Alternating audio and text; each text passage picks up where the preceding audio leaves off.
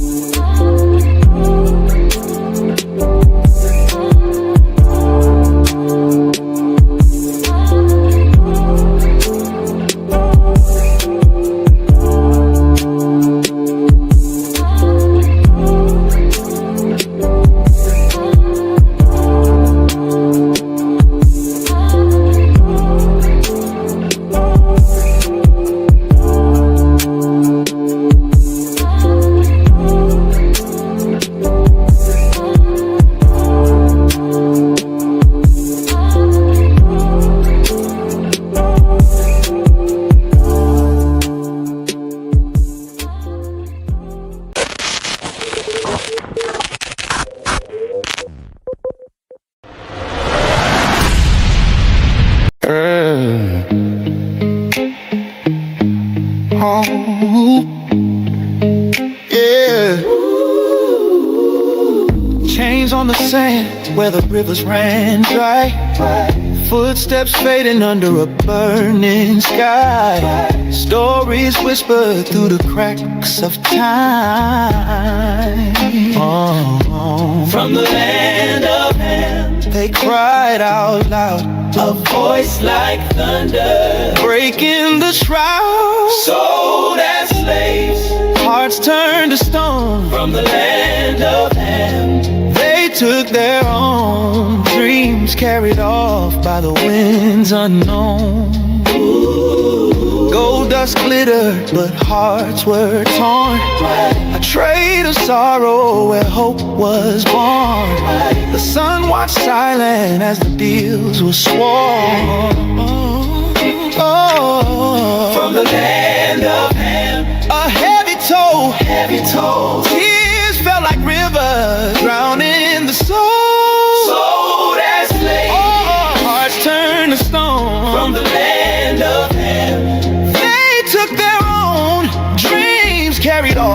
by the winds unknown.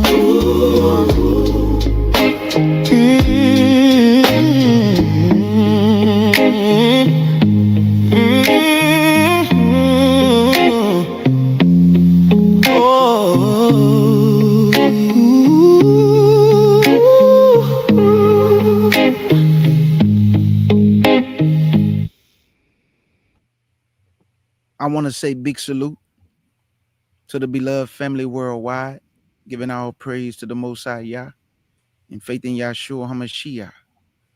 To the Israelite nation worldwide, I say peace and blessings. Big salute to the beloved CUC family. Big salute to my brother Sham and the Nazarene Hebrew Institute of Technology, and all my beloved brothers and sisters in the chat. As you see the title, Patterns of Perfection, the secret relationship between ancient Israel, Western Africa, and the migration. The patterns of perfection, the secret relationship between ancient Israel, Western Africa, and the migration. Shabbat Shalom to the mighty nation of Israel. Elder Barrel Walk, talk to me. Shabbat Shalom, family.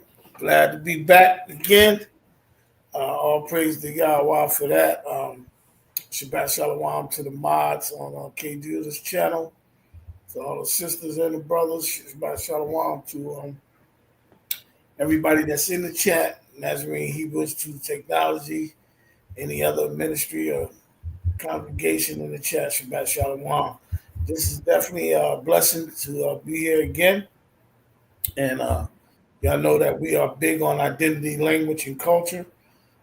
This teaching is pretty good. I suggest you take some notes. And remember, I keep telling everybody, we don't need Deuteronomy 28 to prove who we are. There's so much historical information out here that's being revealed. Yahweh's allowing these doors to open up, man. There's so much information that we're discovering every day. Who we are, dealing with the slave trade. That slave trade is big, family. Start reading on our history. There's so much stuff in these old books, 1800 books, 1600 books that they hid from us. That's why they didn't want us reading. Now we see why. They didn't want us reading because our history is in there. It's in there. But all praise to Yahweh. Thank everybody for coming in, and I pray that everybody listens and understands these teachings. With that being said, Shabbat Shalom.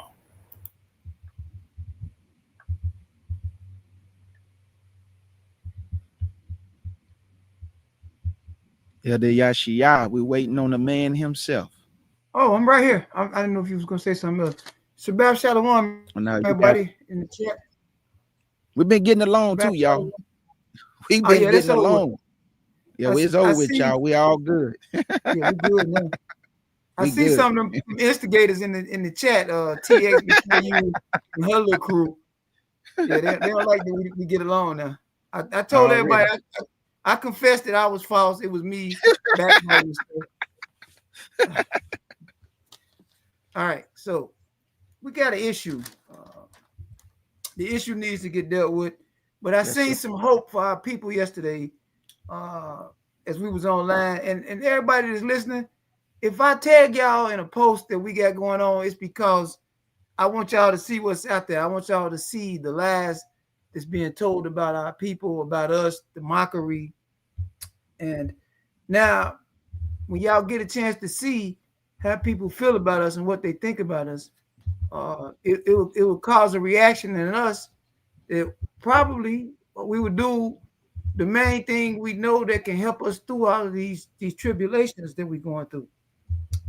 We turn back to Yahweh, and the second thing, we can start sticking together. About I want to say about, was it 10 months ago, maybe?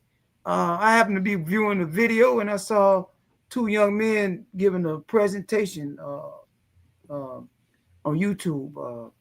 Was brother K. Judah and the other young fella, good young brother Shashem. And I said, man, bro, I like being their presence. These young boys is sharp.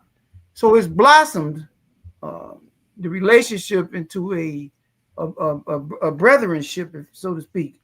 I have not been able to get be with Shasham like I would like. I think he's been busy and he has some stuff going on from what I understand.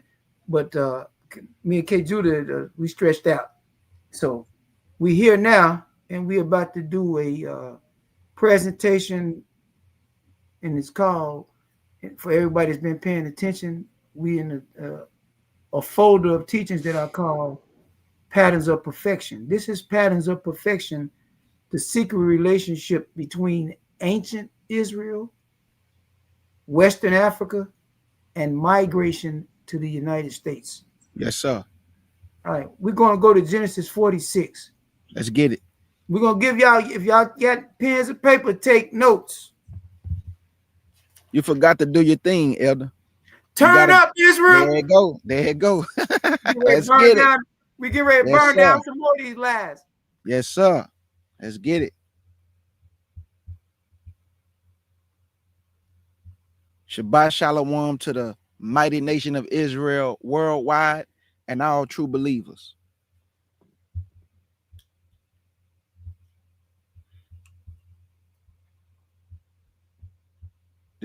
This about to be live, family. I'm telling y'all. He got a lot of great information to show y'all. Please take notes. Please take notes. Yes, sir. Let's get it. What verse you said? Genesis 46, verse 5.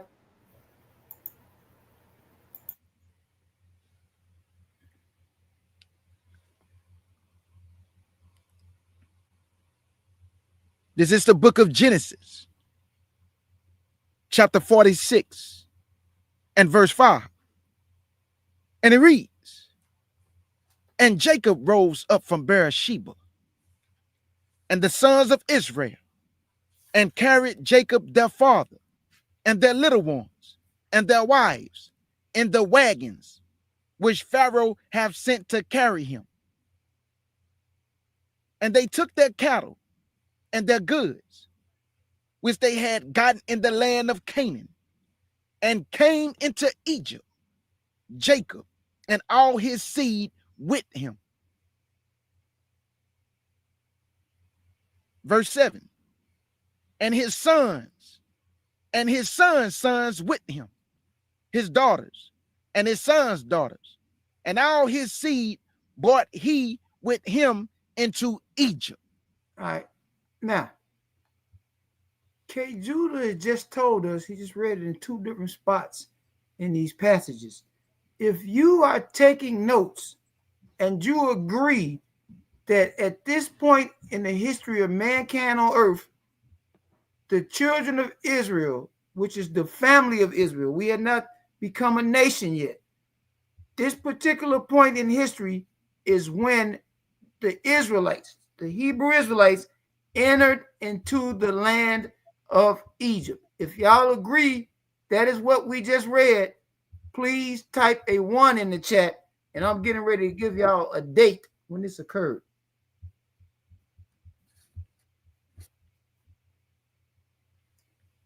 (2,238 years after creation. 2,238 years after creation. Jacob is 130 years old at this time. Absolutely. All right. Everybody, we got that, right? Yes, sir. Go to Exodus chapter 12. We're just laying the foundation. That's right. Y'all gonna read some stuff because they keep saying we lying about everything. We done made up everything. One thing about us, we ain't never made up about where we come from and what we done been through. Them people done did everything in the universe to us and said that it didn't matter, we should move on. But they keep talking about the Holocaust. When we're gonna talk about this now, we're gonna expose this. That's what we finna do. Holocaust was a tragic event in the history of mankind, but as bad as it was not nowhere near as horrific as the slave trade. Exodus 12, verse 41.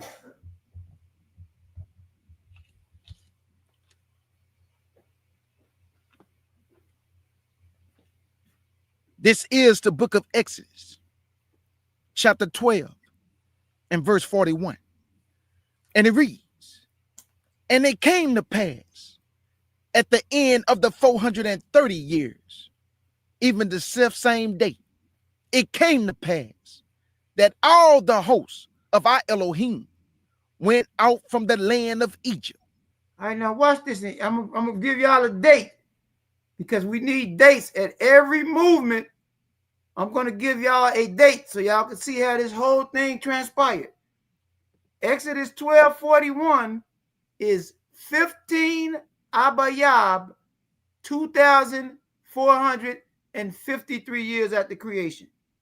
15 Abayab, the 15th day of the first month, 2,453 years after creation, or 253 years after 215 years after we entered into Egypt. We now exit as a nation. We are now a nation.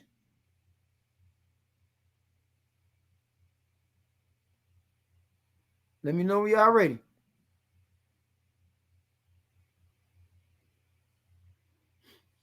Bring it out. All we doing is laying the foundation. Y'all finna get some map movement. Y'all finna get some historical accounts. We're going to feed y'all good today now. 1 Kings chapter 12, verse 16 through 19.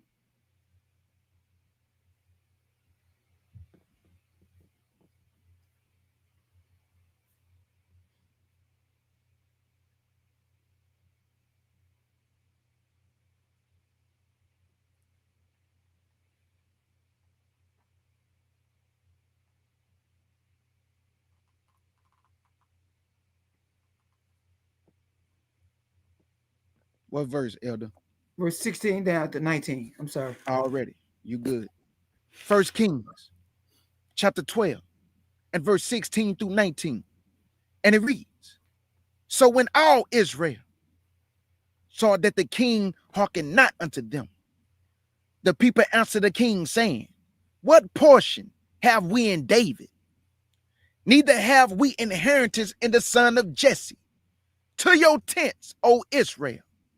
Now see to thy own house, David. So Israel departed unto their tents. But as for the children of Israel, which dwelt in the cities of Judah, Rehoboam reigned over them. Something just happened. Now, hold on a second. 1 second. Something just took place.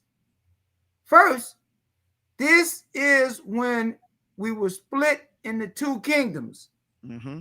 1 Kings 12, verse 16 down is when the split occurred. But something that everybody ain't telling y'all is this. They think that everybody from the 10 tribes just separated all the way from Judah, where they didn't have no contact. That is nothing but a false man-made teachings. Even if we read the text in English, it says some of the children of Israel, aka the 10 tribes, they stayed and dwelt in the cities of Judah. So it's still other tribes outside of Judah, Benjamin, and Levi that's there together with the southern kingdom. Watch this. Verse 18. Then King Rehoboam sent Adon, who was over the tribute, and all Israel stoned him with stones, that he died. Therefore King Rehoboam made speed to get him up to his chariot to flee to Jerusalem. So Israel rebelled against the house of David until this day. Now do y'all understand what I just said about verse 17? Israel is now going to be identified as the northern kingdom, or it's going to be identified as Ephraim, or, depending on the context, the children of Israel. So you see, Judah is identified as, in this verse, to separate them from the northern kingdom, as the house of David. Now, look at verse 23 so y'all can get a better understanding of what I'm saying. Watch this. Verse 23. Speak unto Rehoboam, the son of Solomon, king of Judah, and unto all the house of Judah and Benjamin, and to the remnant of the people. Y'all hear this? The remnant of the people, the remnant of the 10 tribes that stayed with Judah. Everybody's wondering why our haplogroups and stuff is not all the same. Y'all getting it right here. Here go the science behind all of it right here. It's way more though. Everybody just relax. Everybody relax. Now, well, y'all see how you be showing everybody when the other stuff happened, when this happened. We know because we don't have a point of reference. I can only narrow this down to 17 years. So it had to occur during the time that Rehoboam reigned over the children of Israel. So this would be between 2,970 years after creation and 2,987 years after creation. Y'all got that? Because I said something else now. I need y'all to just pay attention so y'all get everything. So y'all gotta know the geography of this. Y'all have to know the culture. Numbers chapter 35. Then we getting ready to dance.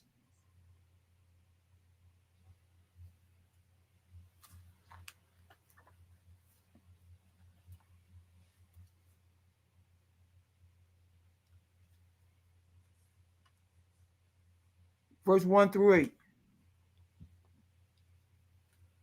This is Numbers chapter 35 and verse 1 through 8. And it reads, And the Elohim spake unto Moses in the plains of Moab by Jordan near Jericho, saying, Command the children of Israel that they give unto the Levites of the inheritance of their possessions, cities to dwell in. And ye should give also unto the Levites suburbs for the cities round about them. Let me ask a quick question, Judah, because I just want all of us to be on the same page. Yes, sir. It's basically saying, or would y'all take, if I said this, that wherever a tribe of Israel is, in the land that has been provided to that distinct tribe, the suburban portion of that land, which is given to that distinct tribe, has been now set apart for the Levites that dwell amongst that specific tribe. If Absolutely. I said that that was to be true, if you're in the chat and y'all agree with that, please type a 2 in the chat. I'm teaching y'all our culture as well. We have groups of people that live around us that look like us, that have affixed themselves to these foreign teachings, that are fighting against this. They are fighting against learning our own history, and they're using Greek apps, Greek teachings, and Greek spirits to come against us. All we got to do and what we can do is pray for them. Because I assure y'all, their grandparents and their great-grandparents is turning over in their graves.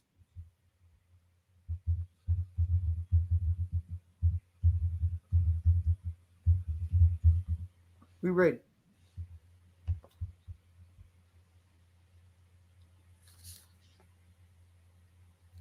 Verse 5. Chat, turn it up. People in the chat say they agree with you, K. Judy. You're doing a great job. Shabbat Shalom, Miss D. Verse 5. And ye shall measure from without the city on the east side 2,000 cubits, and on the south side 2,000 cubits, and on the west side 2,000 cubits, and on the north side 2,000 cubits. And the city should be in the midst. This should be to them the suburbs of the cities. And among these cities, where ye should give unto the Levites, there should be 6 cities for refuge, which ye shall appoint for the manslayer, that he may flee thither. And to them ye shall add 42 cities. So all the cities which ye should give to the Levites should be 48 cities. Them should ye give to the suburbs. And the cities where ye should give should be of the possession of the children of Israel. From them that have ye should give many, but from them that have few ye should give few. Every one should give of his cities unto the Levites, according to his inheritance, which he inherited. Now, everybody just relax, take your time. So now we've learned that the Levites are provided with their own space in the suburbs, but also the cities of refuge are placed over there. That's when somebody does something, they may kill somebody either accidentally or on purpose, that they can go to one of these cities of refuge and hide, and you can't do nothing to them as long as they stay in the city. But if they come outside of that city, then you can get, you can see your man. All right. Watch this, everybody. What this got to do with culture? 2 Kings 25, verse 2. Because everybody is mad at me on social media because I keep pounding this Inquisition and this, who was these Jews that they deposited in West Africa. What is all these history books that y'all hear from us that's at these prestigious universities? Who are these Jews? The people that's in Israel now that don't look like us, they don't want to respond to this. They're not saying nothing. They don't want to deal with it. They just want to look at us and laugh like we ignorant for asking the question when the answer is obvious. But we're gonna let K. Judah we're gonna walk this down on the map. We're gonna read some sources, some primaries, and it's fine if y'all look like us and y'all don't believe that everybody in the whole world back then is lying. That's fine if y'all believe that. But do us a favor and leave us alone. Right. We don't want to sit up under Greek teachings. We don't. We don't want nothing to do with them. Just leave us alone. Leave us alone. We're in 2 Kings 25, Bear what?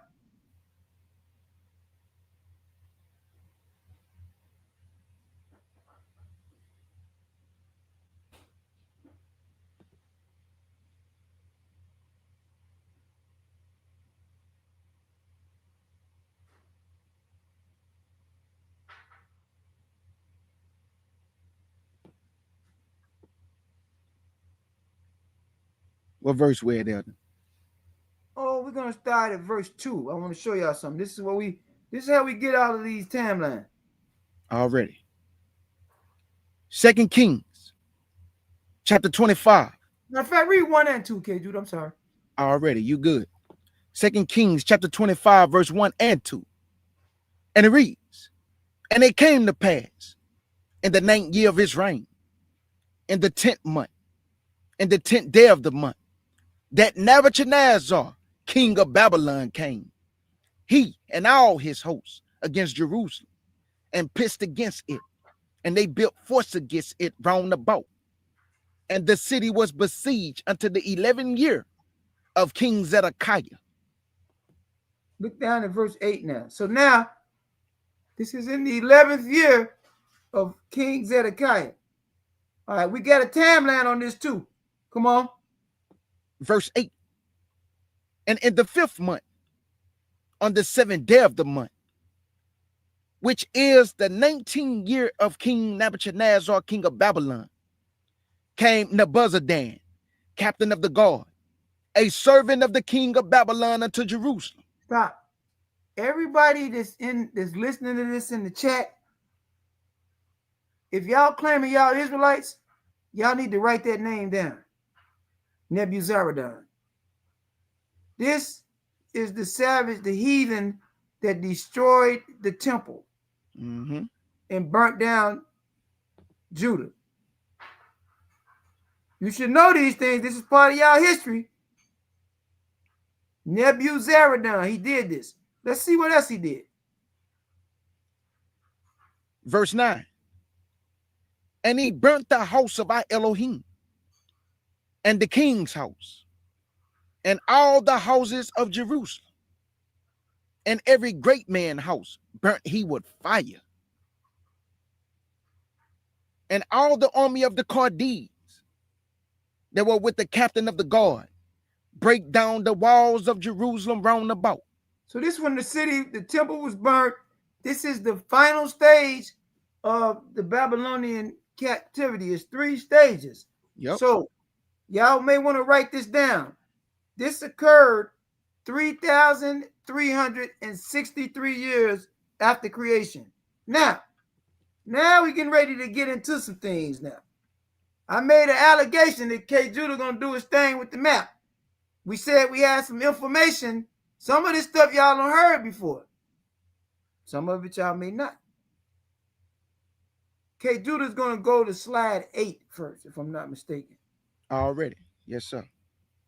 Let me open up because the whole thing is, how did we get up in the Iberian Peninsula? How did that happen? How did we get there?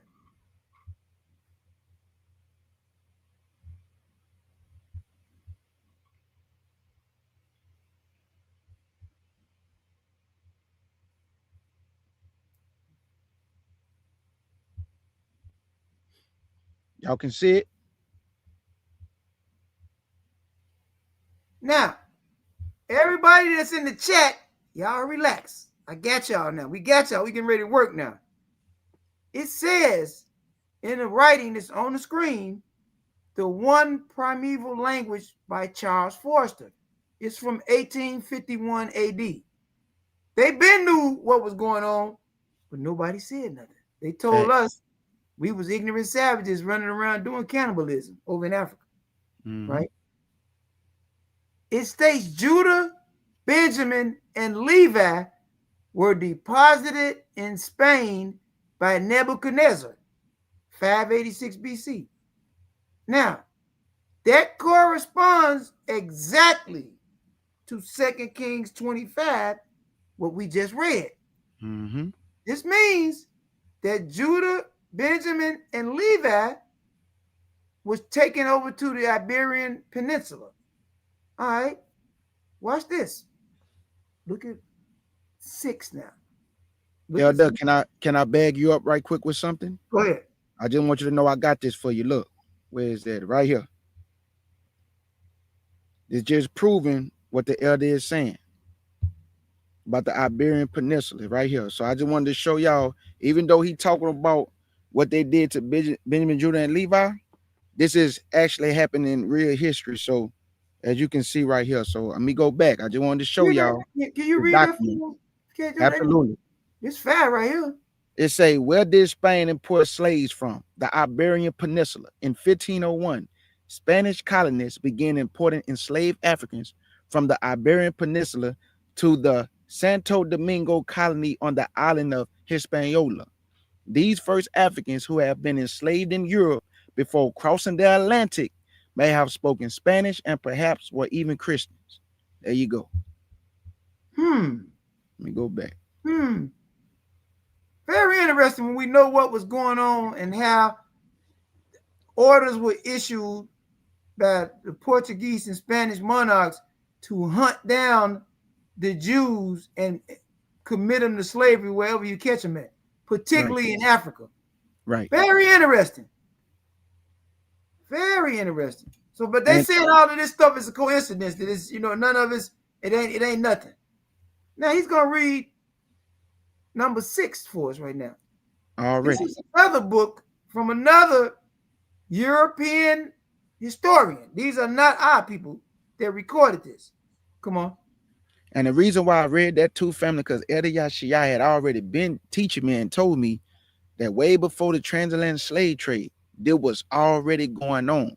So that Iberian Peninsula, these people was taking slaves to Europe way before we came over here in the transatlantic slave trade. So a lot of people say the slavery started in 1619, but we here to tell you that slavery started way before that. The importance of slaves. So this is number 6. It say the history of the Jews from the destruction of Jerusalem to the present time by Hannah Adams, 1818 AD.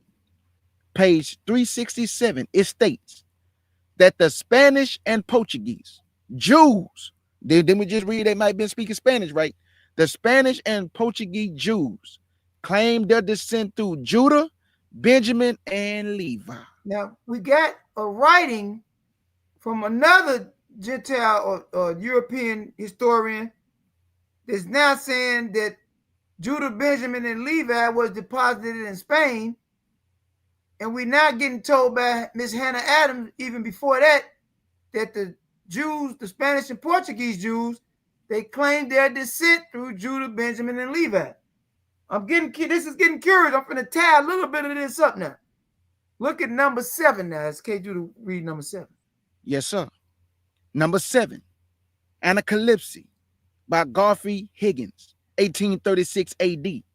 The tribe of Judah migrated into Central, West, and South Africa. Elder, I got a map just to bag you up. You finna show it. I just want to say something real quick. Already. Everybody that's listening, I asked this question in that it's a little group called Jews versus Hebrew Israelites. It's a debate group.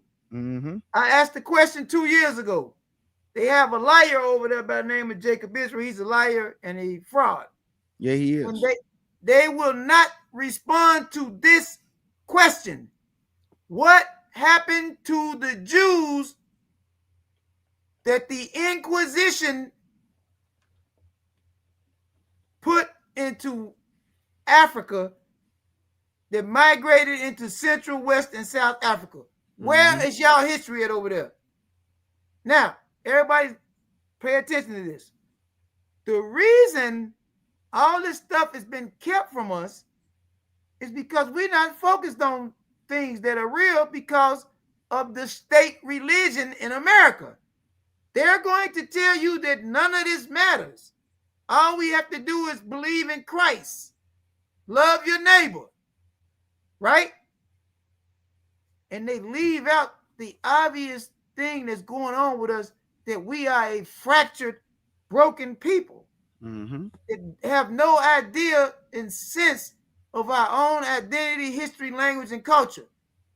Yet, the people that are indoctrinating us with their version of religion, they know all of this stuff. They know who we are. Facts. But they don't want y'all to know. You know why? Because they're afraid if we activate and start keeping the Torah, they know that he is going to fight for us and bring us out of this decrepit position that they have kept us under and keeping their foots on our throats for over 500 years. And they don't want that to happen. Every time we rose up and did something beautiful together, look at what they did with Black Wall Street. Them Hebrews wasn't bothering nobody. They came over there and burnt down all the hospitals. They said, y'all don't know how to do nothing. Every time we do something, y'all destroy it. And now y'all are the paragons of virtue and uprightness.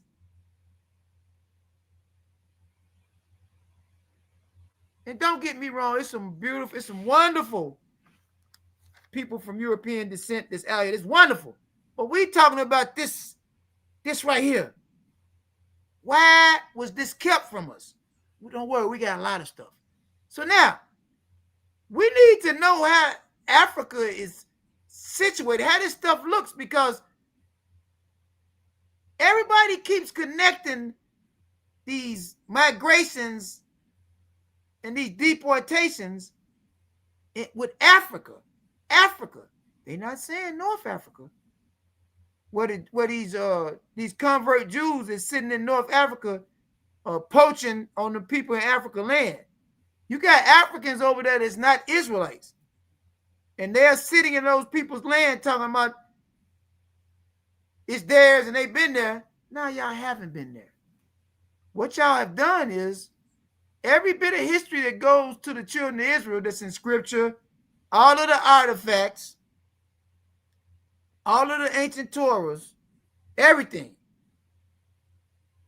Y'all put yourself in place of us while y'all did everything under y'all power to sell us into slavery so y'all could have our history, our identity, our language and our culture and say all of this great, rich history that is ours by birthright, it belongs to y'all. I'm not going to knock no other people, but I'm tell you what, when you look at the beauty of mankind, do y'all see the people that's over in modern Israel now as being lit? Or do y'all see, y'all turn around, look in the mirror. Y'all understand what I'm saying? Now y'all see what's lit. We, us, the men and the women, stop traffic. Men and the women perform. Men and the women at the top of the food chain when it comes to being intelligent business people. We just have to be given a chance and they won't never let us. And now we finding out all of this and nobody would take ownership. None of the Jews is taking ownership of this. K. Judah is getting ready to show y'all the makeup of these lands over in Africa, this Western African coastline and all of that kind of stuff. He getting ready to show y'all. Don't worry, we got a lot to go. This is just the narrative I'm telling y'all. This is the true narrative. Something is it ain't clear about this whole Israelite thing, this children of Israel thing. And now, I'm going to say this before K. Judah show y'all these maps. If you believe a Jew and an Israelite is the same thing, you are in error. Go ahead, K. Judah. Already. So as the beloved Elder Yashia is telling y'all, how did our ancestors end up in Africa? I want to show you what this is what they call the Levant today, right? Now I want you to look at where Egypt at and what they call the Levant. Now don't get me wrong, our land is way bigger than this, but I'm just showing you from the Levant area. Right around this Jordan area is where Hebron, Beersheba, Jerusalem, and all this Judah. Our ancestors from the Levant, they went down into Egypt, right? And I want to show you this. Let me show you this map. Y'all see this? Over here where you see Mali and Algeria, Niger and all that, that would be North Africa, Nigeria and all these places, right? Now look in the middle. What he just had me read, Central Africa, okay? And then down here, South Africa. So once our ancestors fled into Africa, they migrated from North to Central and down here to South Africa. And did y'all know South Africa, what they call today, is really the land of the Canaanites, or where Canaan was supposed to go. But he didn't go there. But this is where a lot of our brothers and sisters are dwelling at in South Africa, Central Africa, North Africa. Also in Ethiopia, we have our people. To be honest with you, all over Africa, our people, but the migration started when they went to the west coast of Africa, Central Africa, South Africa. This is documented history, family. And this is where you get a lot of, everybody that's from the tribe of Judah did not get on the slave ships. You got even Judah, remnants of Judah still left behind on the continent of Africa. You got the 10 tribes, all of them didn't go. That's why he was telling y'all about remnants that stayed with Judah, Benjamin, and Levi. So did everybody get on the slave ships? The answer is no. Everybody did not get on the slave ships. A lot of Israelites are still left behind on the continent. And they've been there for a long time, family. Long time. All right, Elder. That's it. That's stage one of the map showings. Now, we got to meditate on something. I want, before you take this map off, can you put it back on real quick, Julie? Yes, sir. I got you. Western Africa, historically, I'm just saying historically, is where the bulk, the vast majority of the captives, the people that was kidnapped, were taken from during the transatlantic slave trade. Facts. Now, I just want Judah to read some of these countries today that will comprise Western Africa, because it was at some point the Portuguese began to name one of these regions. They called it Judah or Whita or Soyuta, Mm-hmm. right? Meaning this is the land of Judah. I Mm-hmm. don't know why they chose to say that, but we have a history being in Spain and Portugal. Right. So these European Portuguese slave traders, for whatever reason, they named these areas of these black folks Judah. And we're Mm-hmm. being told that all this just don't mean nothing. It ain't got nothing to do with us. That's what we've been told. So he gonna name some of these places because y'all people are looking at what these modern geneticists, these labs is telling them, but it's not gonna tell y'all who y'all really are. It's just gonna tell y'all where it is a large gathering of your people that have similar DNA as it. Right.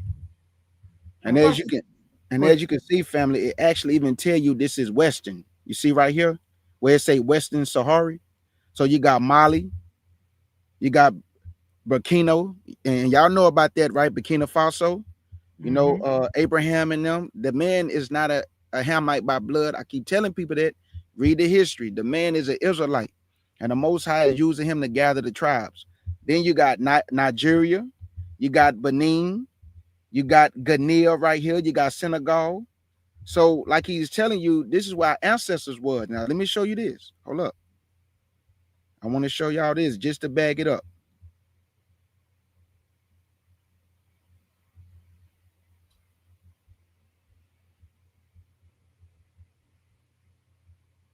I'm looking for,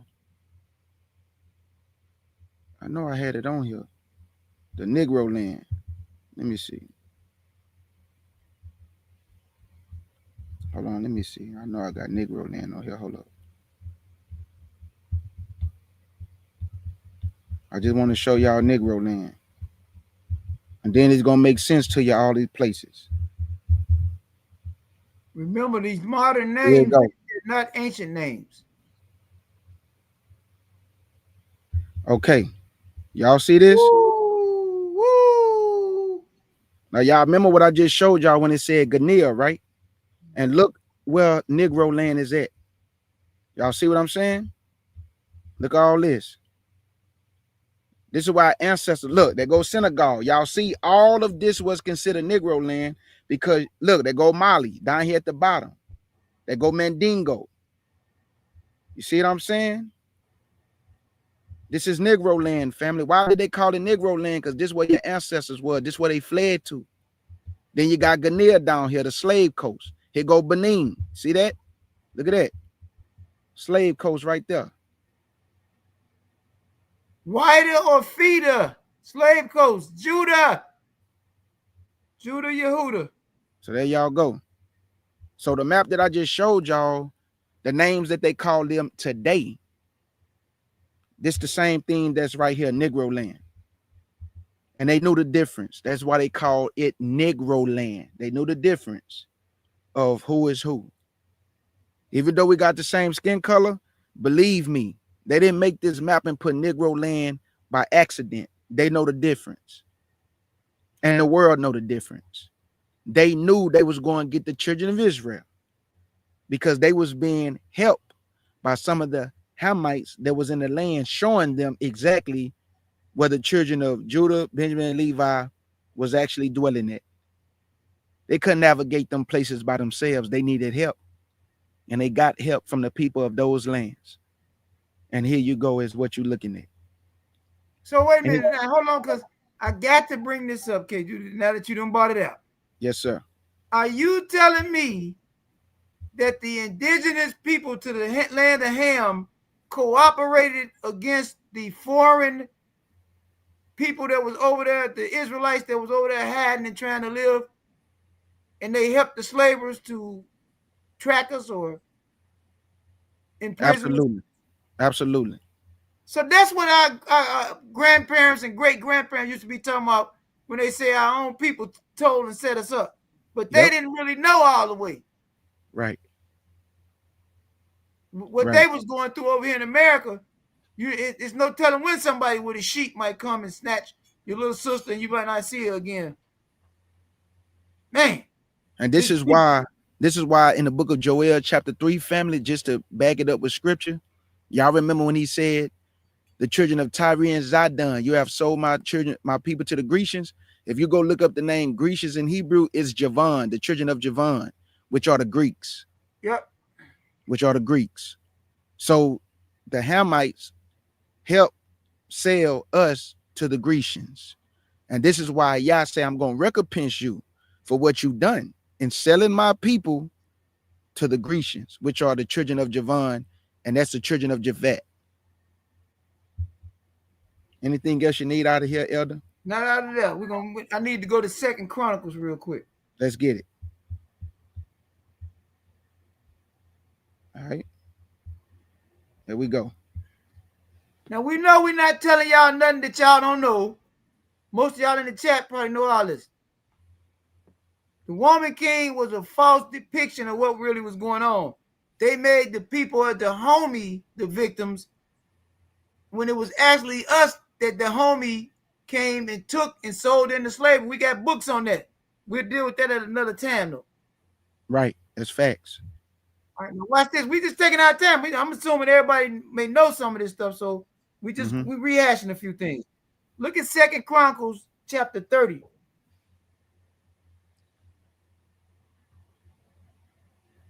If you are an Israelite, you do not need Deuteronomy 28 to show who you are and where we come from.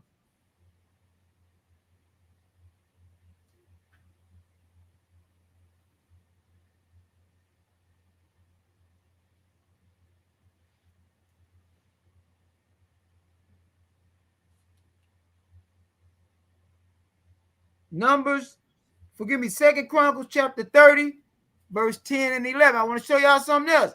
10 lost tribes. Y'all heard that before, right? Mm-hmm. Watch this. Let's find out. 2 Chronicles chapter 30 and verse 10. So the post passed from city to city through the country of Ephraim and Manasseh, even unto Zebulun. But they laughed them to scorn and mocked them. Nevertheless, divers of Asher and Manasseh and of Zebulun humbled themselves and came to Jerusalem. I thought, wait a minute. Well, thought they was lost. We thought they was lost. Look at verse 18. Yes, sir. Bear what? Can you raise it up for me, Elder Bear? Appreciate you. Verse 18. For a multitude of the people, even many of Ephraim and of Manasseh, Issachar, and Zebulun, have not cleansed themselves, yet they did eat of the Passover otherwise than it was written. But Hezekiah prayed for them, saying, the good Elohim, pardon everyone. Now hold on, because some people, when you think you got something figured out, y'all don't know what you're dealing with. This is before the Babylonian exile. You're absolutely right. But it's not before the 10 tribes got kicked out. I'm going to tell y'all the exact year when this happened. Look at 2 Chronicles 29, verse 3. Bring it out. We're not faking now. If y'all think y'all know we ain't faking. We're just taking our time today.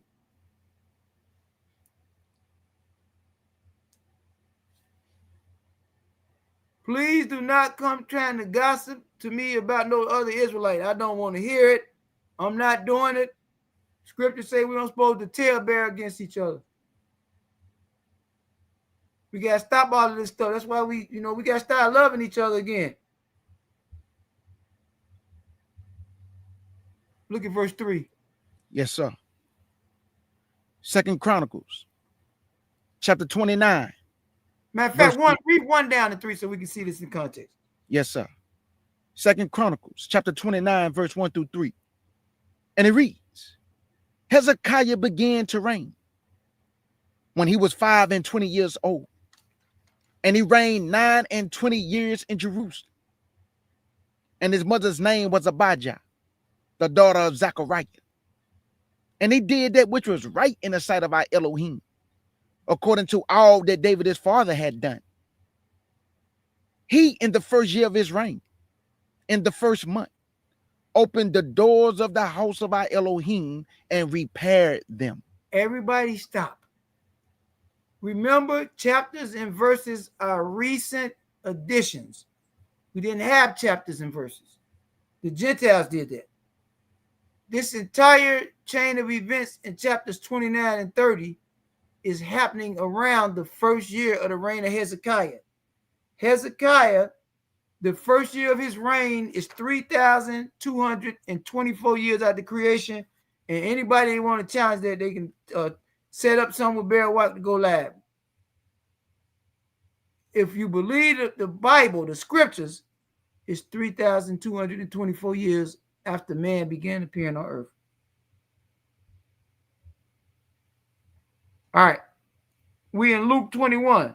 Now we see everything that we got a people that went into a place in Africa as a family. They exited that part of Africa as a nation. They then separated into two separate kingdoms. It began to be so many of them. Next thing we know that the temple where a portion of these people was at, it was destroyed. Their home was destroyed. But we know after being fed a lie, the 10 of the tribes was lost for several hundred years upon an enslaved population of people. We found out that was a lie as well, because we see in the scriptures they was communicating back and forth, keeping feasts together. So nobody was lost. Okay, Judah agreed. Nobody was lost. This is another one of their lies. Yep. Now, Facts. what happened though? Luke 21, 20 through 24.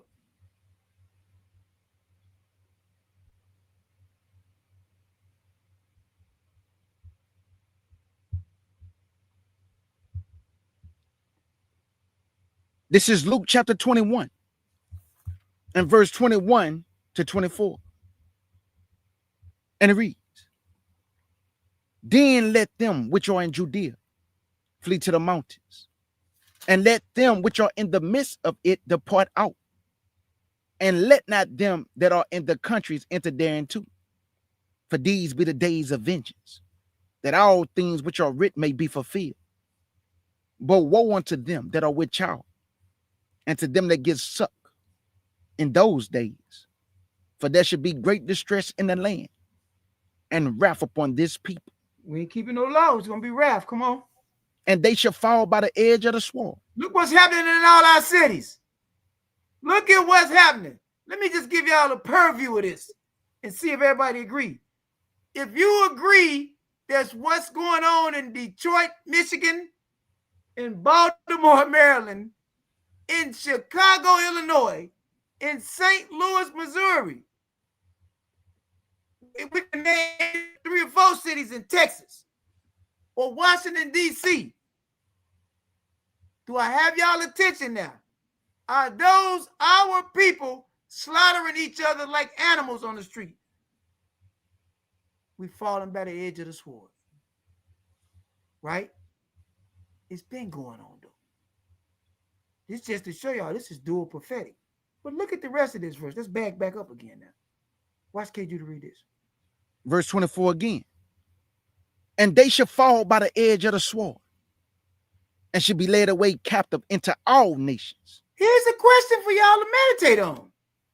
They all jump and try to act like the slave trade was nothing. And what would y'all have done if it was y'all? I don't know people stronger than us. They put me in solitary confinement for 1,183 consecutive days trying to force me to lie on somebody. We don't do that. We don't do that. I don't know people that are stronger than us. We was led away captive into all nations, and now other people joke about it to us. There was us that they was hanging upside down. We was getting tied to the back of trucks and drugged down the highway. This is us that all this has been happening to. Led away captive into all nations. Who else has that happened to? Into all nations. Not people have been taken into slavery, other people have. And that is horrific on any group. But right now we just dealing with us. And my sympathy goes out to any other group of people that this has happened to. But right now, nothing of this has happened to nobody else except one group of people. And it's the Messiah speaking. This the Messiah. Y'all know he ain't lying. Watch this. And should be led away captive into all nations. And Jerusalem shall be trodden down of the Gentiles until the time of the Gentiles be fulfilled. Listen, y'all got to meditate on something. If you believe, I'm going to ask a question to the chat. Do y'all believe that the people that are running the so-called state of Israel right now are Gentiles, and that those are not the true children of Israel? Type a 3 in your chat and do it right now. Can't do that thing so fast. Look, even the baby knows Slam Girl. Look at this. Y'all see this? Everybody knows it. Everybody knows this. Now, this ain't got nothing to do with, I don't care what color nobody is. This is about dealing with the truth. We're dealing with the truth now. I want our stuff back now. We just want our identity back. They lock people up for stealing, people doing all that credit card theft and scam. What about y'all? When y'all gonna pay? Get out of our land and give us our stuff back. I be going to museums and stuff. I want to know, why do the British Museum and why do they get all the artifacts and stuff taken out of Africa? All the gold, everything they don't stole, they got in their museum. And it's just like norm. It's the norm. Oh, look at this exhibit. You stole that, y'all kill people. But we the savages. All right, let me give y'all some dates now. Hey, Elder. Go ahead. Can I bag you up with something right quick? Okay. I just want to bag up the elder. Just so out of the mouth of 2 or 3, we let it be established. I want y'all to see this. Right here. I'm going to read this for y'all. This is from an encyclopedia that I got called The Last 2 Million Years, right? Page 86. Everything Elder just had me read in Luke. Look at this. This is The Last 2 Million Years, page 87. It says, fate survived the dispersion. The crucifixion of Yahshua about AD 30 did not end the Israelite resistance to the Roman occupation. In 70, when the country was again in a state of revolt, Jerusalem, the holy city, became the core of the resistance to the Romans. Titus, the son of Emperor Vespasian, proceeded to lay siege to Jerusalem. The city fell, and the inhabitants were enslaved in their thousands and dispersed throughout the Mediterranean world. This was the first dispersion, and worse was to follow. Continual insurrection and revolt against Roman rule led to the total destruction of Jerusalem in 135. The city was renamed Aelia Capitolina, and all Jews was prohibited from entering it. A second and more important dispersion now took place, and the whole of Judea was renamed Palestine. The later history of the Israelites belonged in part to that of all the countries, throughout the world. Didn't he just have me read that we would be dispersed until the time of the Gentile be fulfilled? We should be led away captive.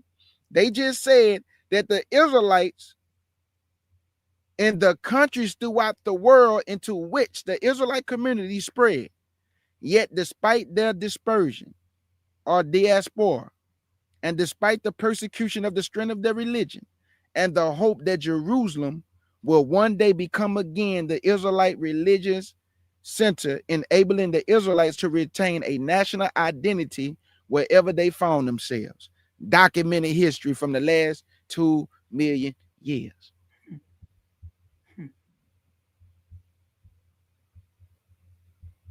Ask y'all again, is everybody lying and they telling the truth?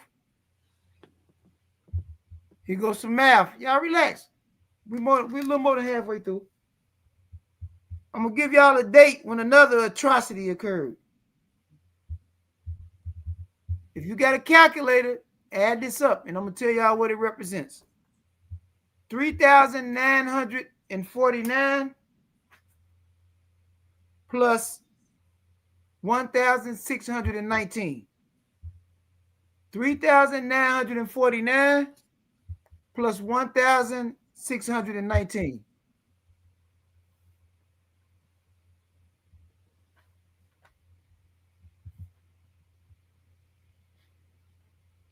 5,568. I'm going to tell y'all something. 5,568 years after creation, on August the 19th, which would be the 6th month, the 9th day of the month on Yahweh's calendar, the first slaves brought over here for this aspect from this point of how they measure in this transatlantic slave trade in the United States in Jamestown, Virginia, occurred. Virginia, aka, write this down. Virginia, aka Igbo land. Remember that. let me take that in the chat.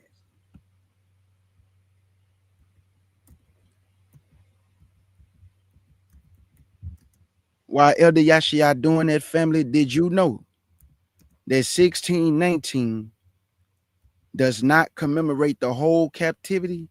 1619 is for Jamestown, Virginia, family. I don't know if people knew that or not. They commemorate 1619 for the whole captivity when slavery started in the 14 and 1500s. They was already bringing us into captivity way before the transatlantic slave trade. So 1619 is only for Jamestown, Virginia, when they dropped slaves off there in 1619. But that does not commemorate the 1619 as the whole captivity. Only Jamestown, Virginia for 1619. All right. I just thought I'd add that. Everybody remembers we done made some leeway here, but now we want to show y'all something. We got to read a verse. Then K. Judah getting ready to read off a list of historical validation to what we're saying from a lot of historians. We're going to read Zephaniah 3, verse 9 and 10 first.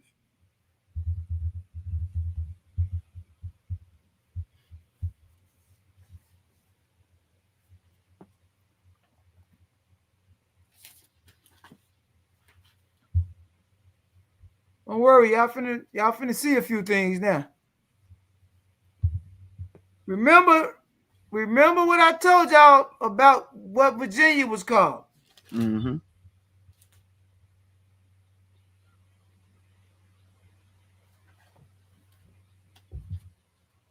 Something I found out when I've been studying about genetics, reading about it, just to have a poor man's understanding of it. It seems that the land of Nigeria, or Nigerian DNA, is the most common ancestry amongst black people, so-called blacks, in the United States. Write that down and commit it to memory because it's something else we're getting ready to show y'all. Zephaniah 3, verse 9 and 10 first. Don't worry, we're going to take our time. We don't want to rush. This is Zephaniah chapter 3 and verse 9 and 10. And it reads, "For then will I turn to a people a pure language, that they may all call upon the name of their Elohim, to serve him with one consent. From beyond the rivers of Ethiopia, my supplements, even the daughter of my disperse, from beyond the rivers of Ethiopia. Elder, I think I got to say that one more time, Elder. I ain't saying that. Go ahead. From beyond the rivers of Ethiopia, it's the Nile River. Well, you act like you got a map or something, like you finna get down, K. Judah. I got what's a map. going on? I got a map to show them. Y'all, you see, that's what I'm talking about when y'all, K. Judah, you be acting like you don't know what's going on now. These people, you done put all this out there. Where is beyond the rivers of Ethiopia? Show us. Y'all act like you and y'all act like y'all got something high to show us. Show us, K. Judah. I got you. Here y'all go. Y'all see this? From beyond the rivers of Ethiopia, it's the Nile River, family. And look where they dispersed at. The same places where he had me to show y'all on the first map. Wait a minute, K. Judah. This is a coincidence. It ain't no way these black folks, these Negroes, we don't believe that stuff, that them is the people of the book. Y'all been to the churches. Y'all seen how the Spirit, turn up, Israel.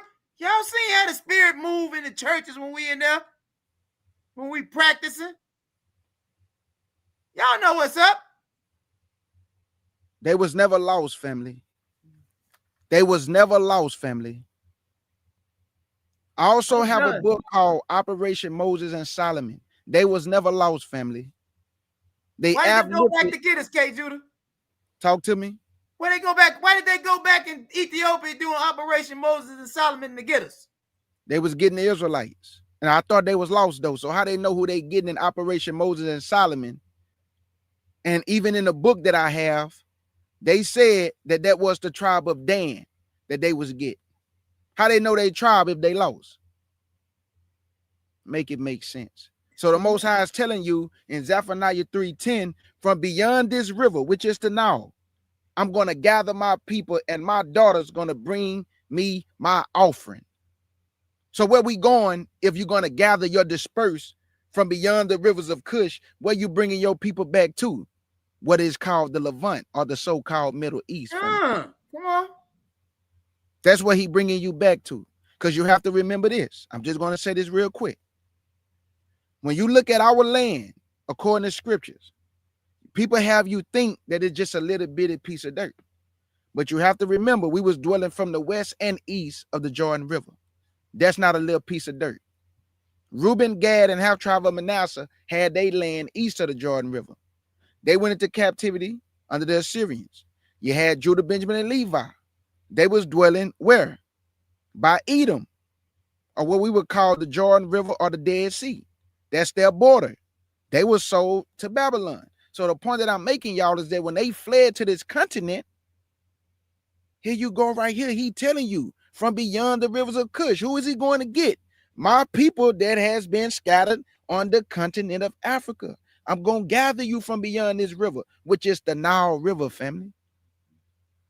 Anything else, Elder?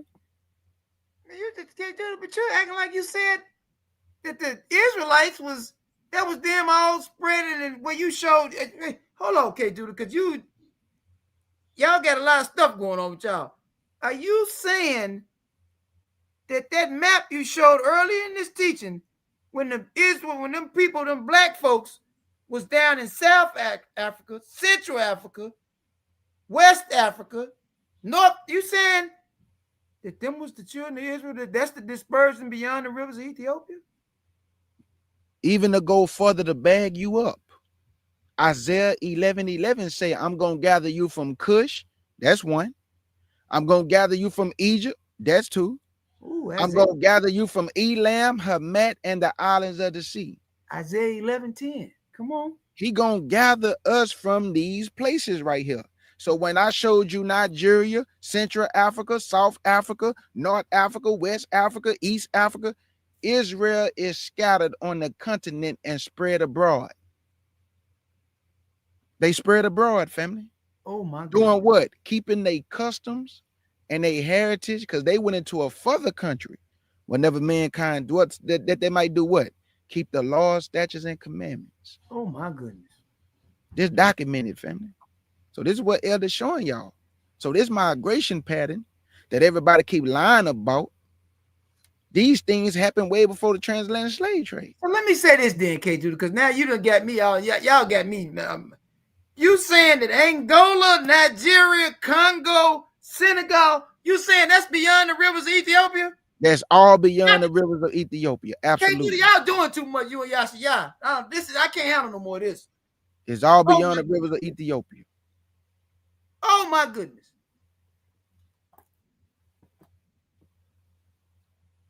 Zephaniah prophesied under King Josiah, right?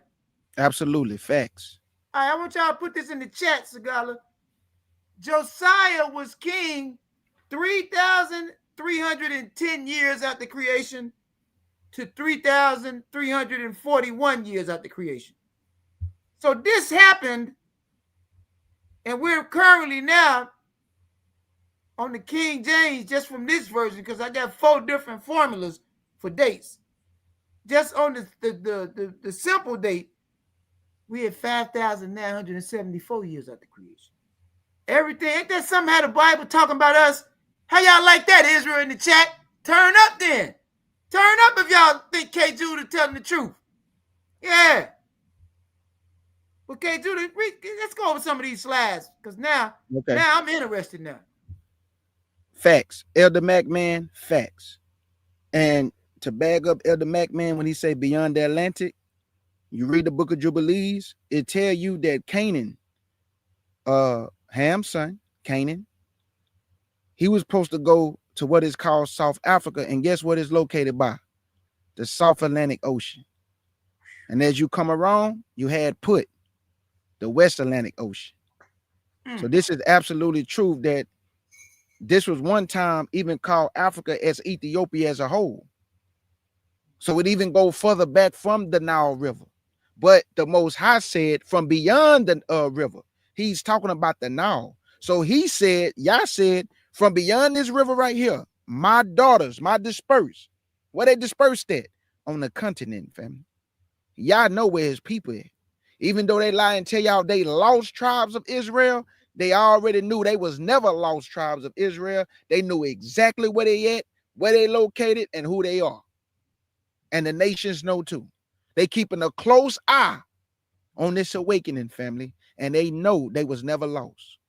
So the Elder Mac, man, is actually telling the truth that at one time that whole landmass was called Ethiopia.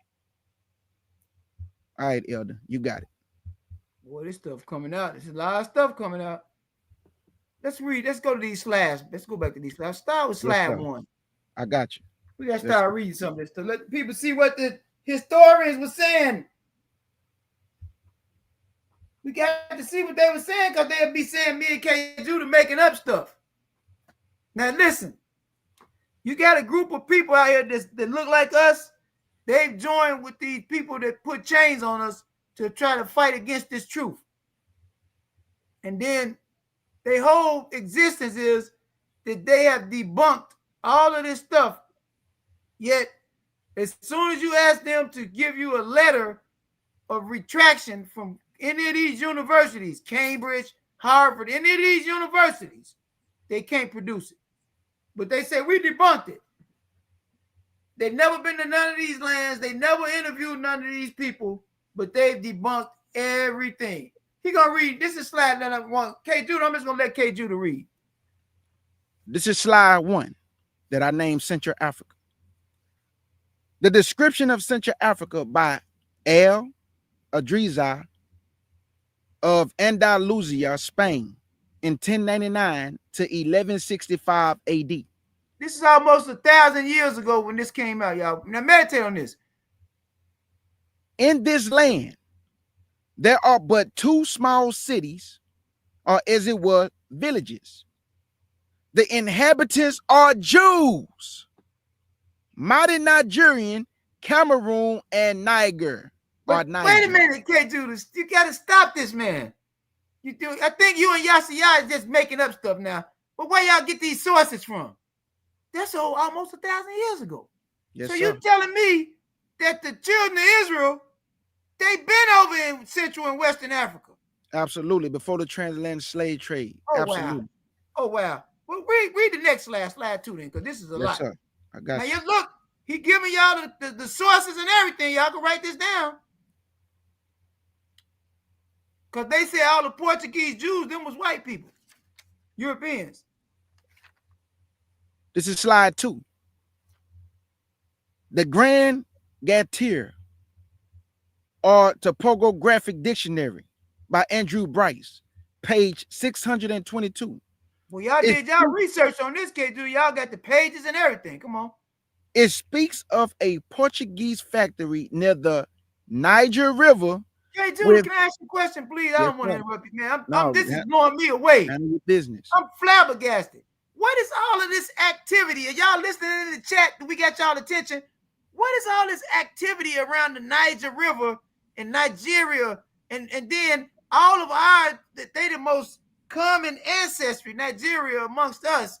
And then you got the Igbo people that's talking about they Hebrews and they got an oral history for folk that. What is all of this? It's a lot for us to take in, K. Judah. What is going on? And did you know when I showed them the map, the Niger River was right there by Central Africa? That's all I'm asking, K. Judah. This is a lot for us. Come on.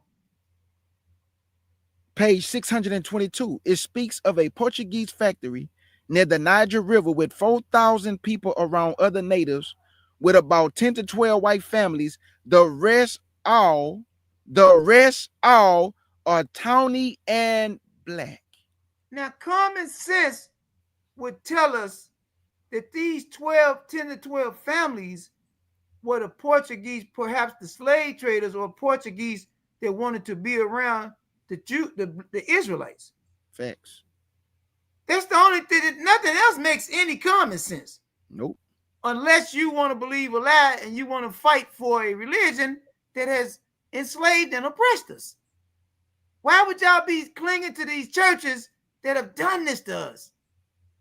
Now y'all trying to take something that's rooted in murder, all kind of fornication, idolatry, and make it holy, and you can't. You can't make it holy.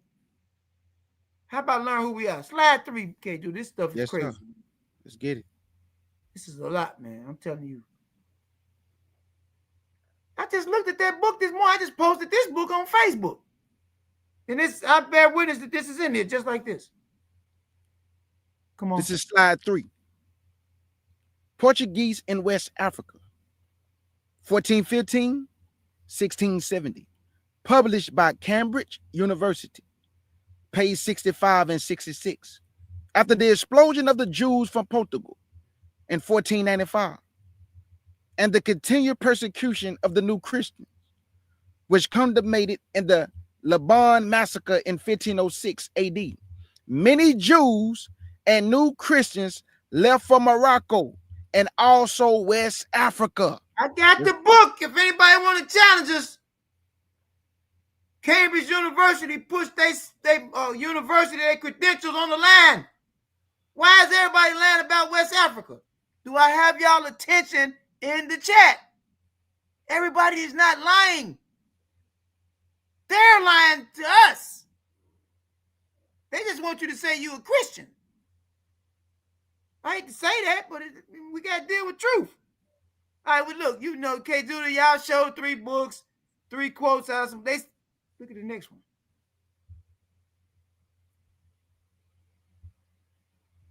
Number 4. This is number 4. The Black Jews, the religious challenge of politics versus religion by Ulysses Santa Maria, quoting Dr. Allen H. Goodbye, who states, if we consider the presence of Judaism among the American Negroes. Stop, K. Judah, please. This is what they won't consider because y'all will activate then. Mm-hmm. They don't want a bunch of people like K. Judah and Bear Walk running around. They don't want our women walking around holding their heads up because they know that they queens. Our little daughters and granddaughters love that hair we got and that beautiful skin. And we treat everybody else right. It ain't in us to treat people wrong. I love people. Now I love Israel more, but I love people, and people gonna get treated right. But nobody did that to us. It was always affliction, hate, hide who they are, tell them a lie. This is another prestigious doctor, right? This book, Bear Watt sent me this when I was still incarcerated. They got the book for the price for this book is about $5,000 now. So they got, now I got to ask yourself, why are they charging these exorbitant prices for these books now when they talk about who we are? Y'all, do I have y'all attention now? Pay attention. Go ahead, read that again. It say, if we consider the presence of Judaism among the American Negroes to the intent that they were more likely than other Negroes to be seized during wars and sold as slaves. Hold on, okay, Judah, you need to stop what you're doing, man. You're wrong. You and y'all wrong. Are you saying that when the slave traders came, that the indigenous inhabitants of Africa, that the slave traders was more looking for the black children of Israel versus the African people? That's why it was called Negro land. Absolutely. Hey, Judah, I can't handle no more. Fair White, you got to take it. I can't handle no more, man. This is too much. This is too much. All right, read the next slide then. Let's see. Absolutely. Can it get any worse? Slide number 5. A system of universal geography, or a description of all parts of the world, on a new plan according to the great natural division of the globe by Conrad Mauty, Bruun, and James Gates Percival. It states the kingdom of Longo contained black Jews scattered throughout the country. It also states the tombs have Hebrew inscriptions. Now, we can't make this up, man. This is documented history, and we did not write these books. This stuff from? We didn't write these books. Where are y'all getting all this stuff from? You know what? I'm not gonna even worry about it. Look at the next slide, slide 9. This is crazy. Yes, sir. They're gonna have us on the most wanted list tomorrow.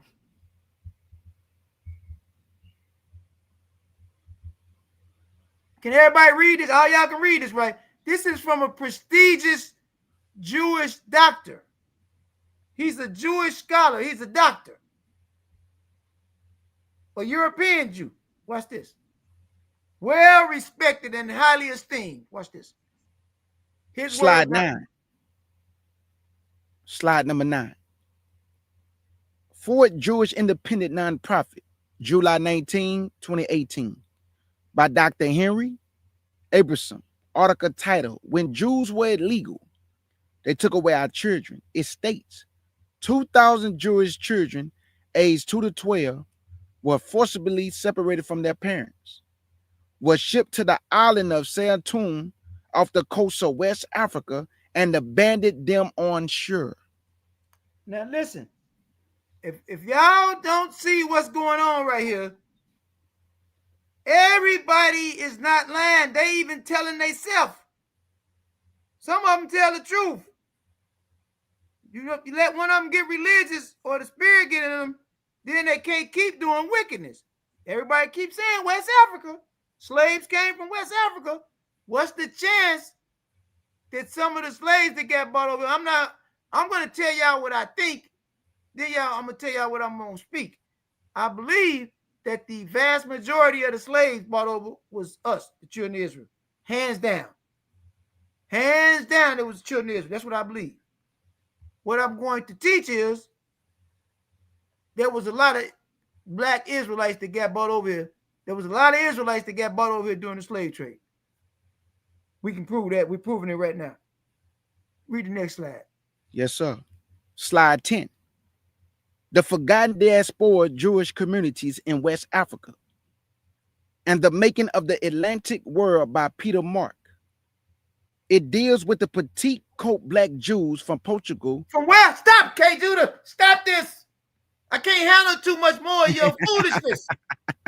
What do you mean, black Jews from Portugal? Why does everybody keep saying this? That's what it say, black Jews. And I've been asking some of my European Jew friends to tell me, why is everybody saying that the black Portuguese Jews, they're the real children of Israel? And they get mad at you and start turning red. Listen, we dealing with the truth. Get out your feelings. What? Get out your feelings. Why is this and this is what I've been trying to lay down on social media. Everybody mad at me and Bear Walk now. I've been trying to lay down all of the more older accounts of Israelites says that they was dark. Everything that's old says they was dark. It's only a certain time during the Middle Ages that they start looking like Fonzie. That's when all of this happened and guess what happened in the Middle Ages? Y'all got to pay attention to what happened. The Inquisition, the transatlantic slave trade, once they ran us all and got us all into Africa, then they started putting us on the slave ships and shipping us all over the world. Facts. Once that happened, guess what the next part of this conspiracy was? The European Renaissance. Everything went from being, in the old world, went from being people of color to the people out of Europe. Everything. Y'all know that the Sphinx and all, everybody know the people in Africa was black. But you know why they know? Because they can't show when the people got over in Africa. That we know that happened during the time we've been around, when the Afrikaners came over there. That's the 17th century. Stop it. So now after the European Renaissance, do y'all know what happened after that? The plantation system and colonization. Christianity. We've been done since then. Now we got an awakening. We got to get our people out of Christianity to stop what they doing. And then them Israelites got to stop being false, telling other people that's not Israelites they can't get saved. They got to stop doing that. That's why a lot of people is not hearing the truth. Because it sounds to them like y'all are speaking hatred. I understand y'all angry, but we don't handle stuff like other people. We got to be a light. Now I want to let K. Judah just read this whole little thing over again because this is a lot. That was a lot for me to take in. Who's doing the research on this, K. Where y'all get all this stuff from? Slide 10 again. The Forgotten Diaspora Jewish Communities in West Africa and the Making of the Atlantic World by Peter Mark. It deals with the petite co-black Jews from Portugal living in Refugee Porto, D.L. and Joel in the early 17th centuries along the Senegalese coast between Cape Verde and the Gambia River, publicly practicing Torah. Wait a minute, hold on, K. Judah. Now that's West Africa, ain't it? That's West Africa, what we just showed, Gambia. Oh my goodness, this is great. Go ahead, man. I can't handle no more. I'm gonna just be quiet. It say page 24 speaks of a Dutch ship dropping off Jews converted to Christianity. As Petite Côte, Jews converted to Christianity being brought to the coast of Guinea. We showed that too by Flemish ships. Wait a minute, these are all Europeans, Dutch, Flemish, right? Absolutely. Yep. I'm just making sure. Come on. Page 26 shows that Israelite and Portuguese were utilized by the same individuals. Oh, wow. And they actually called us Israelites, family. And Portuguese were utilized by the same individuals. Documented. If it ain't documented, it ain't happened. I understand why y'all document everything. Because if it's not documented, anybody can say it didn't happen. So y'all is very intelligent and smart to document everything because he knew that liars was going to rise up and say none of this stuff ever happened, and it's documented. So you can't lie on it for too long because there is nothing here that should not be revealed. Hallelujah. Hallelujah. So let me see. Any other slides, Elder? Oh yeah, we got more slides. What slide was that? 10? That was 10. So we 15. got you right here.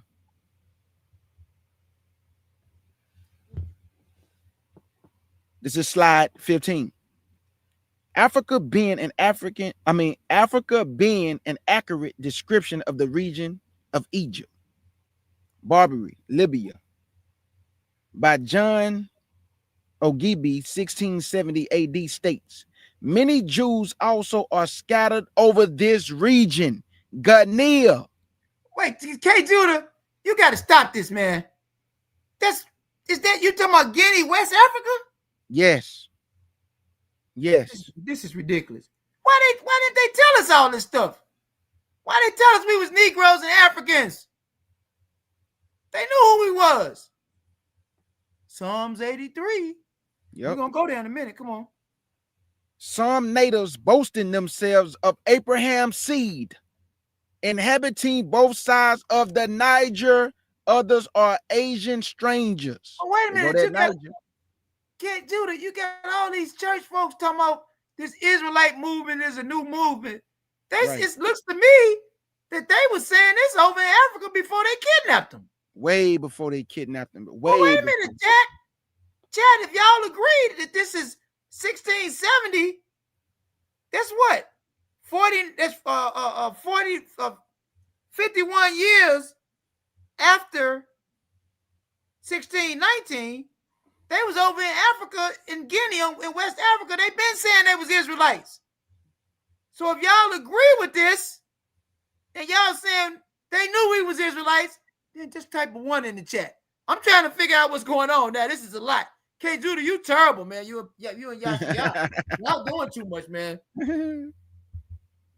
I want to see if the people in the chat agree with this now. This is crazy. First, do number 16. Yes, sir. The people in the chat say they agree with this. This is crazy. They've been telling us we ain't know none of it. We land and all this. Right. Man, it's crazy. Come on. Mm-hmm. Slide 16.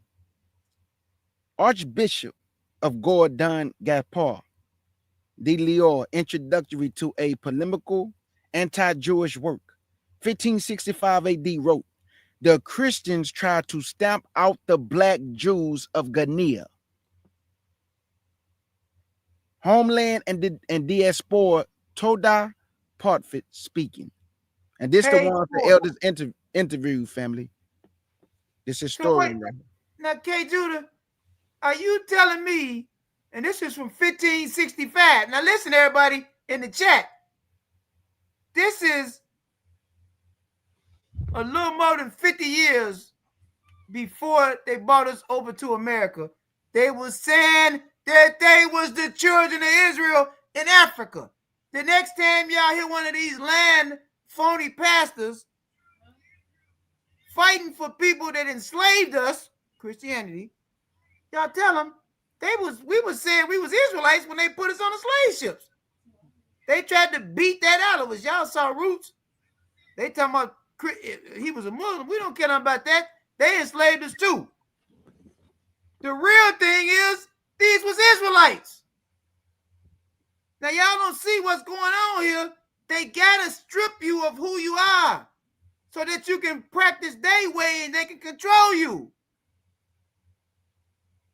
People take stuff personal. We just dealing with truth. Y'all said that nobody knew nothing about no Israelites until Bishop Cherry them. We've been telling y'all this, but people don't listen. You're coming in to cross-examine something that you have no concept about. Wade in the water, kumbaya, all that stuff ain't no mistake. Yeah, then y'all laugh it off. I need to go to the next one, man. This is a lot right here, man. Slide 17. West African countries and people, British and natives, and a vindication of the African race by James Africanus, Bell Horton, 1865 AD, page 186. Last paragraph, it states, Judaism is the native religion of Africa. It's look, man, this is some sources out here. That's all I'm saying. People gonna fight for what they want to fight for. At least y'all got stuff to say. We got sources. Look at slide 19 there, man. This is a lot right here, man. This is a whole lot.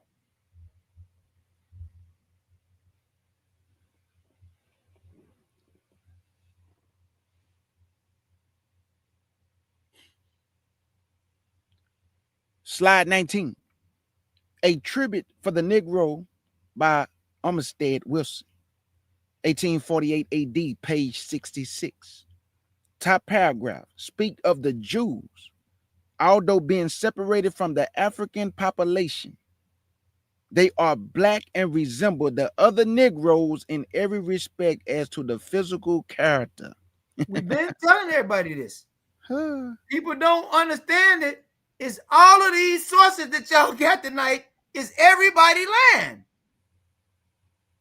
Everybody cannot be lying. I was telling the brother today, I called him up, one of my brothers in the Christian church. I'm telling him, look, I don't know exactly what's going on, but I'm going to tell you this. If it's not all of us over here in America, that the real children of Israel, they are black-skinned people. It's not the people that's over in Israel now.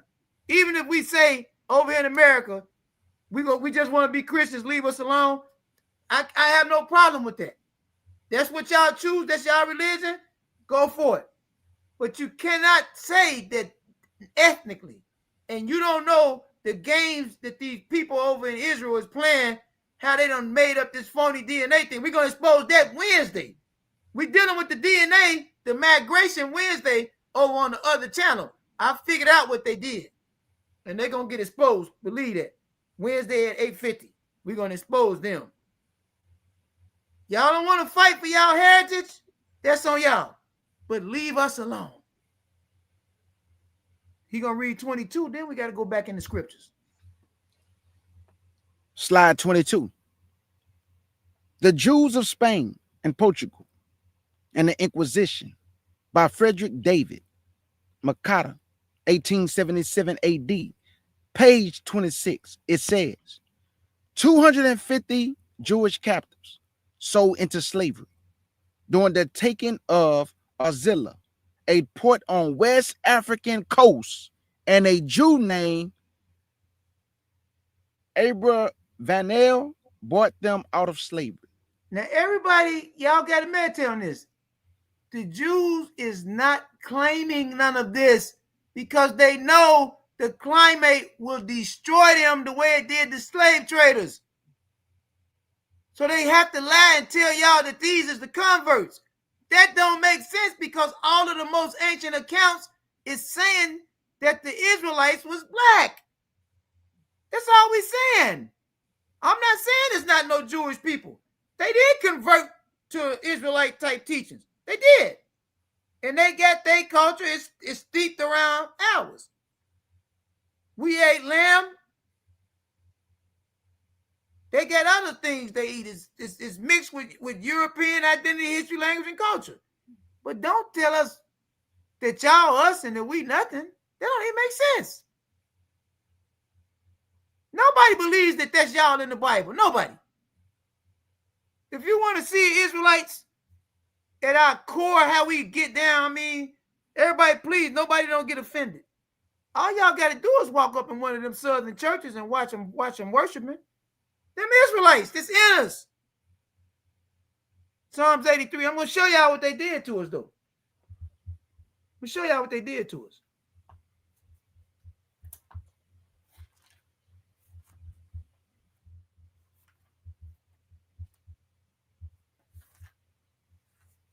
I don't know if I can put up with no more of this K. Judah and Yashiasta. This is a whole lot. All that hollering and pulling these maps up and all that stuff. It's a lot. Oh, Elder Bear Watt gotta bring the scriptures back up, please. Thank you, Elder. There we go. Bam. Let's get it. You're gonna read 1 down to 4, I think. 1 down to 5. It's a lot right here. This is Psalms 83, verse 1 through 4. A song of Asa. Keep not thy silence, O Elohim. Hold not thy peace. Be not still, O Elohim. For lo, thy enemies make a tumult. What is a tumult? An uprising, right? An uprising, absolutely. And they that hate thee have lifted up the head.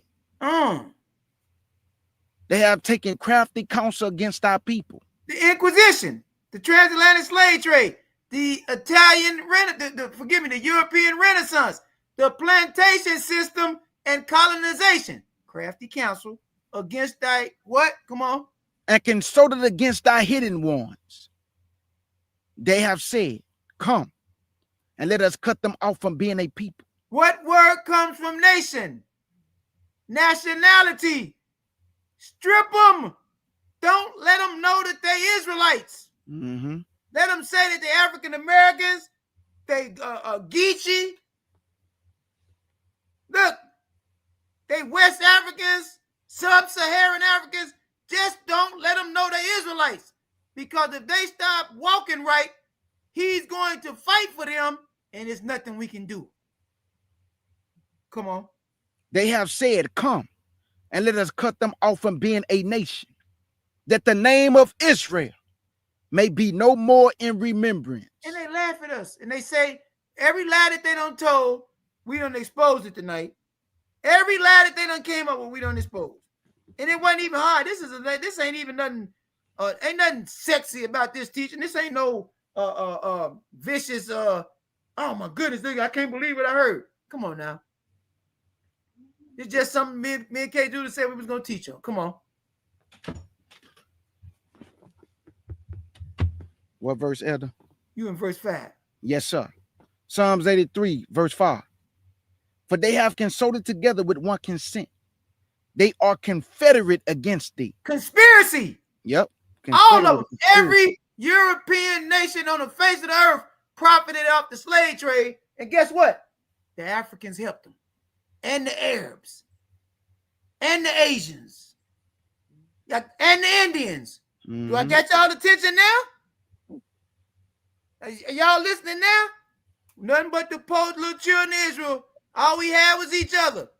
Now, y'all, everybody run around talking about only Israel can get saved. Tell that to the Quakers and the other white people that helped us when a lot of this stuff was going on with. Tell them that. Because they lost people too trying to help us. Y'all ain't studying history. Y'all being full of hatred. Come on. Verse 6. The tabernacles of Edom. I'm finna hurt some feelings now because we're going to tell y'all who these people is. The tabernacles of Edom. They represent the Catholic Church, Christianity, and Judaism, all rolled into one. All rolled into one. The Christian church will not teach those people over there that they are Israelites that are practicing a foreign religion.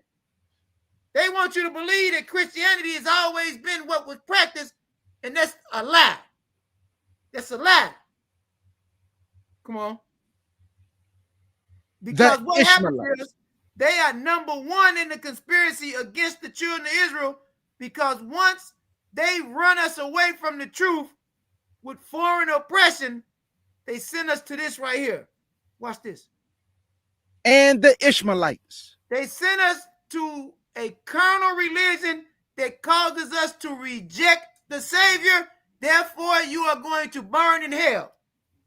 This is what Christianity, the Catholic Church, and Judaism have did. Of Moab. Moab is now represents the Moorish Science Temple of America. They have set up a false nationality, which has a false Messiah. So now, who are you praying to? What are you worshiping? What does our nationality have to do with salvation? Absolutely nothing. Watch this. That's number 3. Here's the 4th in the conspiracy. And the Hagarenes. Hagar. The Egyptian. Yep. Now, the 4th in the conspiracy are the Hagarenes. The Nation of Islam, the Nation of Gods on earth, 5%ers. Black man this, black man that.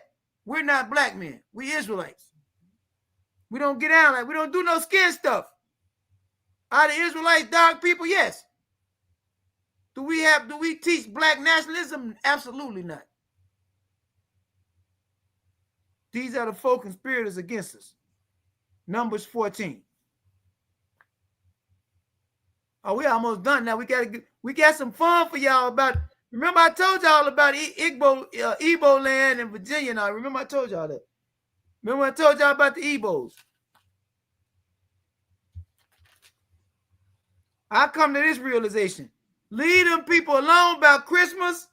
Leave them alone about pork and shellfish, and just leave them be. Leave them be. It's nothing we can do that we ain't did. I tried to bat one of them a big old hunk of lamb to just get rid of the pork, he told me I was crazy. I begged him. I said, come on, let's go to the store. We're going to go to the butcher shop. I got you. Man, I'm not getting rid of my pork. Pig, the pig ain't did nothing but die for me. Who you think you is? You think you better than me? I said, wow. They love it, man. They indoctrinated. There's nothing you can do. And they saying we a cult. But them was Christian ships putting us on the slave ships. But they saying we a cult. And they fighting for Christianity. And in Islam, the other one's fighting for Islam. That's worse. Numbers 14, 33 and 34. This is Numbers 14, 33 and 34. And it reads, and your children shall wander in the wilderness 40 years, and bear your hold'ems, until your carcass be wasted in the wilderness. After the number of the days in which you search the land, even 40 days each day for a year, shall ye bear your iniquity, even 40 years, and ye shall know my breach of promise. Wow. Now watch this. So what you're going to do now is add on 40 years to 2,453. We was in the wilderness. The answer y'all get is how long it was before we came out of the wilderness. What we got? We got anything in the chat? Where we at? 2,453 plus 40.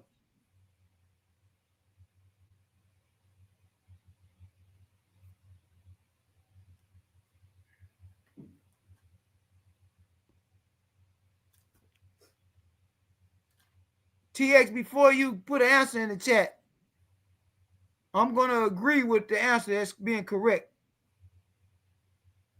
What happened, Yashia? What y'all?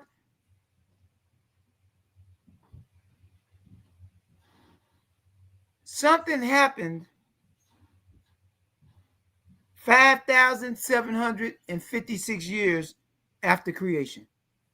I need two people for this next math equation. 5,756 years after creation, something horrific to the slaves that was brought over to America and in the Caribbean, Brazil, something horrific occurred. What you're going to do is subtract 3,949 from 5,756. 5,756 minus 3,949 equals what? Good job, Sister Bree, Sister Sherry Goodship, Mila Ya. Good job with the math, y'all. J-Row 49, great job with the math.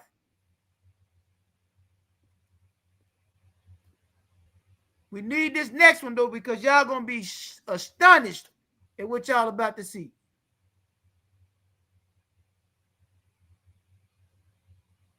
Oh, my goodness. Anybody else? Sister Bree, Yah has put in the chat, Sister Yehudi Blue, these sisters go hard for y'all. Why? They have the correct answer. Sister Sherry Goodship, correct answer. What happened in 1807 AD has had a profound impact on the spiritual understanding and zeal of people of color. 1807 AD, the heathen concocted the slave Bible. The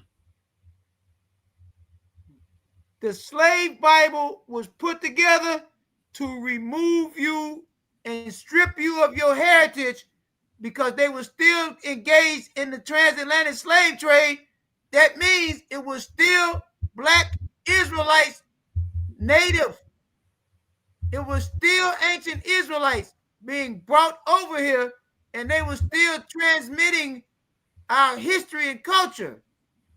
We know how each other look.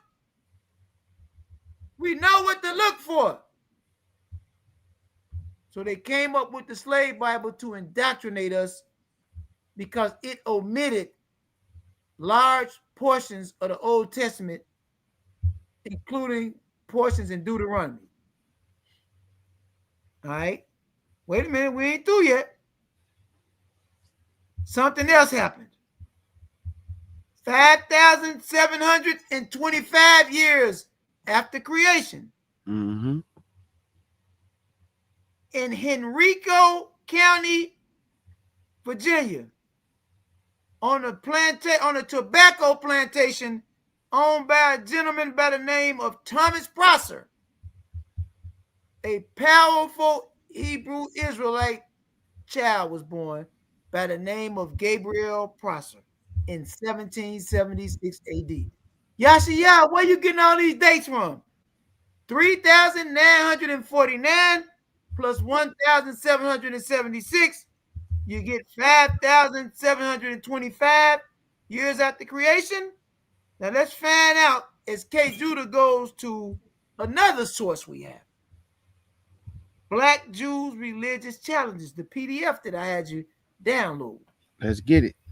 Yes, sir. We're going to read from page 220, and I'm going to tell y'all, all I'm going to do is ask y'all, what do y'all see? Yes, sir. Let's get it. You cannot make this stuff up.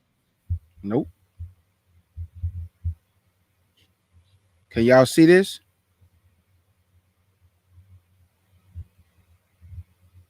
We can see the top part. Okay, hold on. Got to expand it here.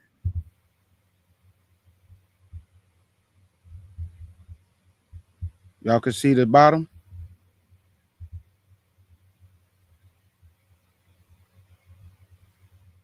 Y'all can see it, Elder? Yeah, we can see some of it. Let me It's blow it kind up of and see what. small. It's got to be blowed up. Okay.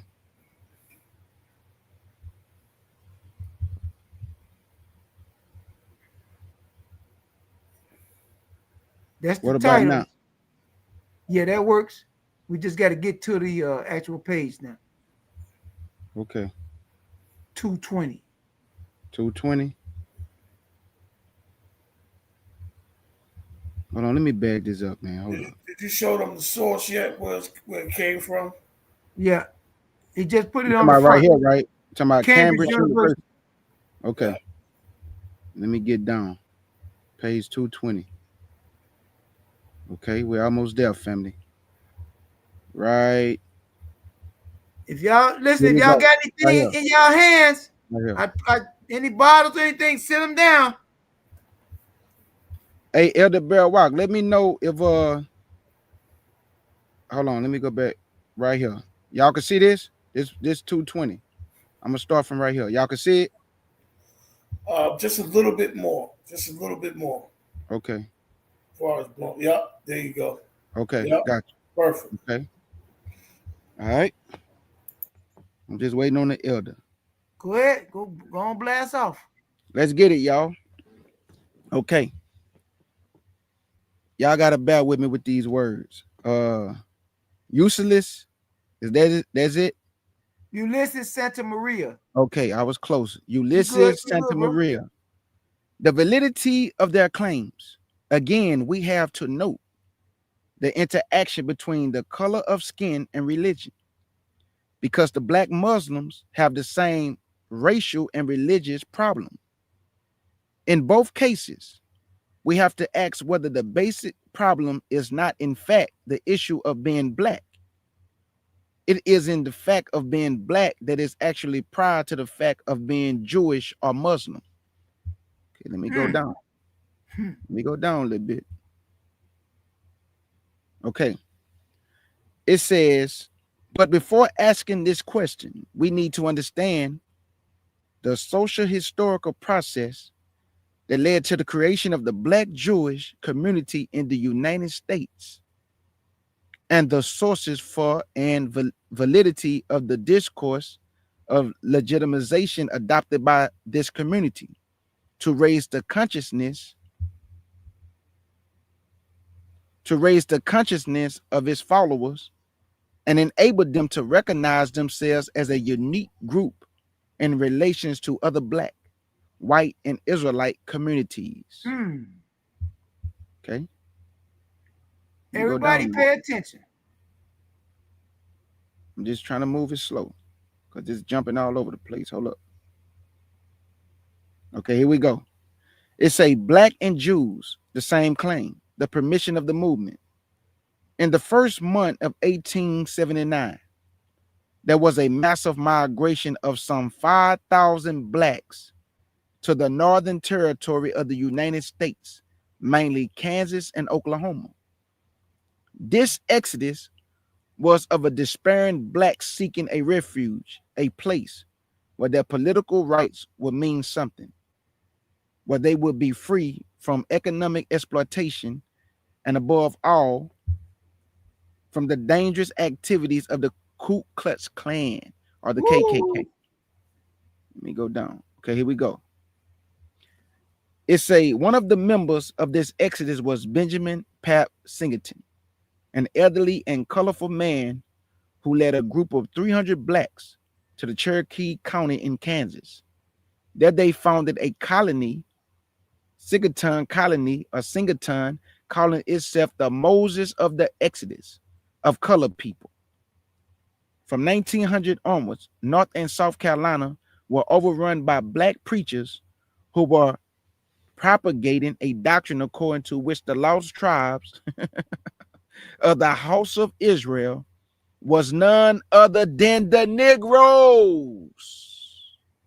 Woo! Mm-mm-mm. Now, before K2 pick back up reading, let me say something. I want to interject. We have been lied to because people are fighting for this religion over here in America. They and we've been told that nobody was doing this stuff prior to this time. But we just read let me see. 1, 2, 3, 4, 5, 6, 7, 8, 9, 10, 11, 12, 13.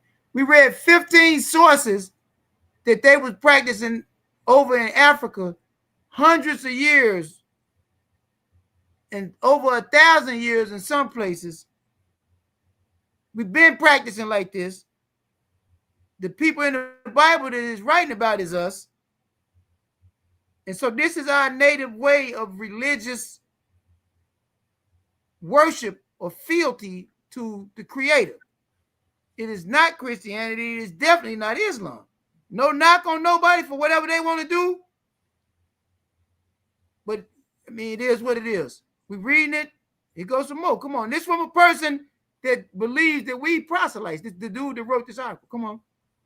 Although this might at first sight seem odd, an odd claim, it can be seen as reflecting the beliefs that some black slaves had held during their captivity when they were interrogated on their origins. Now, hold on, K. Judah. Now, hold up. Now, you and Bear Watt, stop that foolishness right now. What do you just read? What are you talking about when they was, are you saying when they was asking these slaves, when they put them on the ships, where they from, that they was saying that they Hebrew Israelites? They were saying they was Hebrew Israelites. Absolutely. I'm not going to listen to that, K. Judah. You A and matter Bear of fact, Watt, this is a false article. Ain't no way in the world this is true. The house of Israel. Bear Walker, you signing off on this? This is crazy. These are facts. How long did these people know? You know what? Guess what? I'm signing off on it too because it's true. Come on. Unbelievable. Come on. It said when they were interrogating on their origins, their destiny, a historical example supports this hypothesis. A slave uprising took place in Richmond, Virginia at the beginning of the 19th century. Just like at the top, 1900s, 19th century. Took place in Richmond, Virginia at the beginning of... Wait a minute, K. Judah. Mm-hmm. Isn't that Igbo land or where they said them Igbo people was at? Absolutely. Bringing up the Negro and all that stuff? Absolutely. Well, what is it about Virginia that make these people all believe that they Hebrews? Back then, before the church got they paws and everybody. There's also proof, Elder, that they still knew who they were. Well, according to what we reading, but they gonna say listen. They gonna say they debunked this now. All of the people that's fighting to be Christians and Arabs and all that stuff, Greeks and Arabs. They get all kind of arguments. Anything than to say, man, well, it is something. They won't acknowledge none of this. All of it's false. Come on. A slave uprising took place in Richmond, Virginia at the beginning of the 19th century, which was led by a slave called Gabriel Prosser, an outstanding personality who had acquired some knowledge of the Bible. He frequently referred to it in order to convince his brothers that they were the descendants of the Israelites. Wait a minute. Hold on, K. Judah. Where are you starting all this foolishness, K. It's Judah? deep, boy. This is deep. Wait a minute. Hold up. Man. He was born in 1776. Yep. That's way before. Wait a minute. That's way before Jerry and them. And hold on. Something else I want to add. That's way before the slave Bible. That's how he knew that we was Israelites when he read the Bible, because that portion about who we were, that was removed. That's why they came up with the slave Bible. They didn't want us to know. Right. Hey, chat, if we get y'all attention, just let us know. Put the fire sign in the chat. Just put the fire sign in the chat. I know this stuff is crazy right here. Let us know what's going on. We need to know too. Oh my goodness. Wow.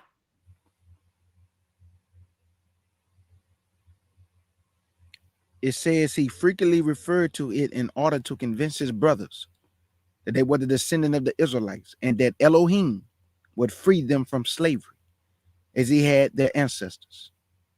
He identified himself with Samson, his favorite biblical character. Like Samson, he wore his hair long, like we do today. Okay, let me go up. Right here.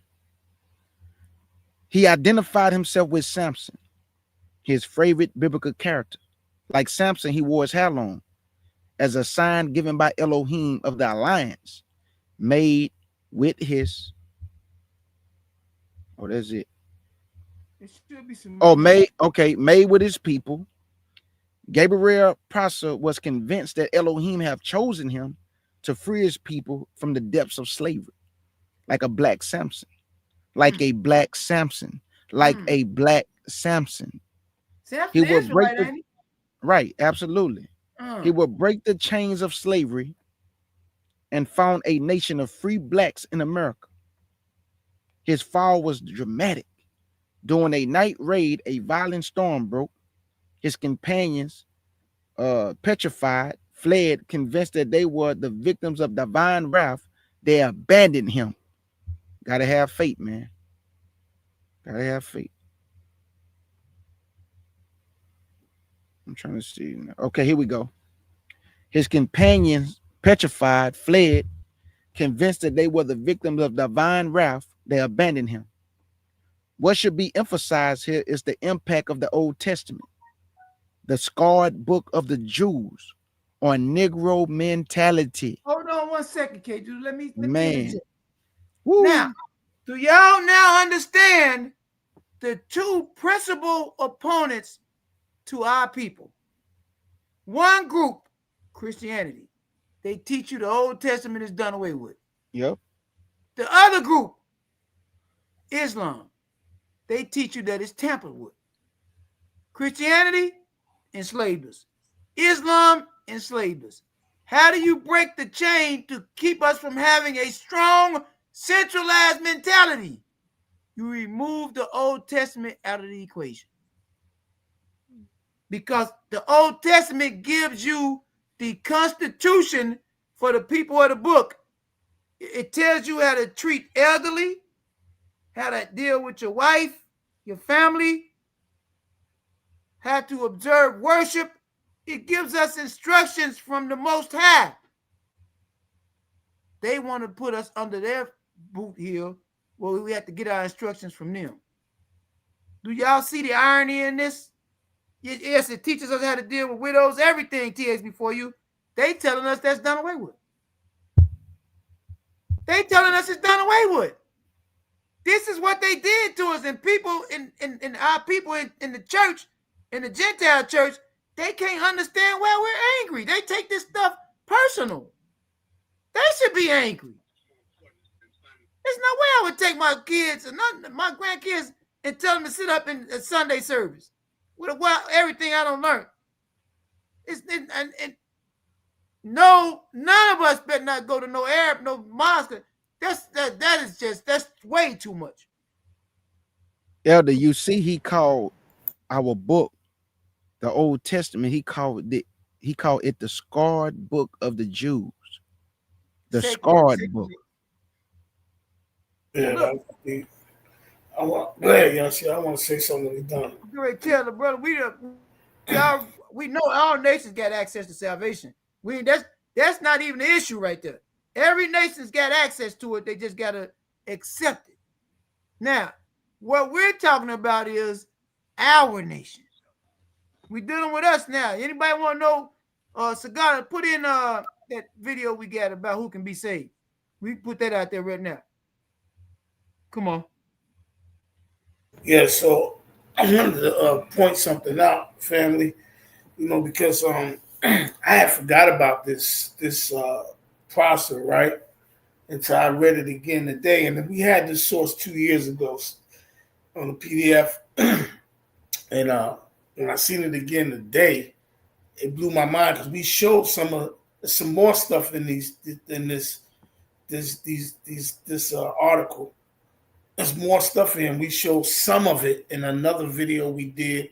I think it was called Beyond the Rivers of Ethiopia, right? So I wanted to point out some things that's very important. If you read books and history, and I know y'all hear us say, some people say, how the heck do they read on books? Well, we're not reading a lot of books as we used to since we've been home, but we've been incarcerated for a substantially long period of time. And we read a lot of books over the years that we were incarcerated, history books and identity, language, and culture, right? So I want to point out some things that wasn't taught in school, right? So we know 1776 was when he was born. Y'all do know what else happened in the year 1776? The so-called Independence Day of America, right? Facts. Facts. Also, the slave trade was taking place at that particular time.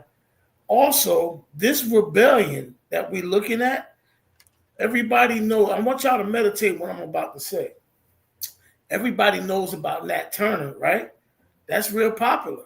But this was 30-something years or 20-something years. Don't quote me on the years, but for a fact, this was before Nat Turner. This was before Nat Turner. But you know why it wasn't mentioned?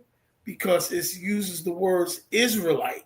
It says that he knew he was an Israelite. So they're not going to tell this rebellion history because it's exposing that he's an Israelite. Nat Turner just seemed like he was just a Christian that rebelled. He probably knew he was an Israelite, but he probably just, the way we revealed Nat Turner. But this guy here knew he was an Israelite. He knew. And they talked about interrogating them and trying to find out what tribes they were from and who they were. And I live in Virginia. I don't live too far from this area where this took place at. And if you look at the 10-minute video I made dealing with Frank Cherry and them, their congregation and their temple and all that is 20 minutes here from my house, right from where I'm sitting at right now, about 20, 25 minutes. And I did a 10-minute video about them. But the point that I'm trying to explain to everybody, this right here in Virginia is the headquarters. When we came under, there's a lot of Israelite history right here in the state of Virginia. And this is nothing. We got so many other sources that we're going to want to bring out. But I just wanted everybody to meditate on the years that they're talking about when this stuff took place. They didn't teach our kids this stuff, our people, this history in school. They just picked and choose what they put out there. But this is huge right here. It's a game changer. Wait till y'all see what the United States government did that we should have had on here today, but we're going to make sure it's in the next video where Harry Kissinger speaks about. Well, we get ready to mention it now. What? He got some on it right now. All praises. All right. So that's what I wanted to share. I'm gonna just start back at the top. It say what should be emphasized here is the impact of the Old Testament, the scarred book of the Jews on Negro mentality, as evident of its importance, one has only to look at black popular culture, which has become an expression of this. In the history of the Jews, the history of Israel, written down in what Christians call the Old Testament. Let me go down.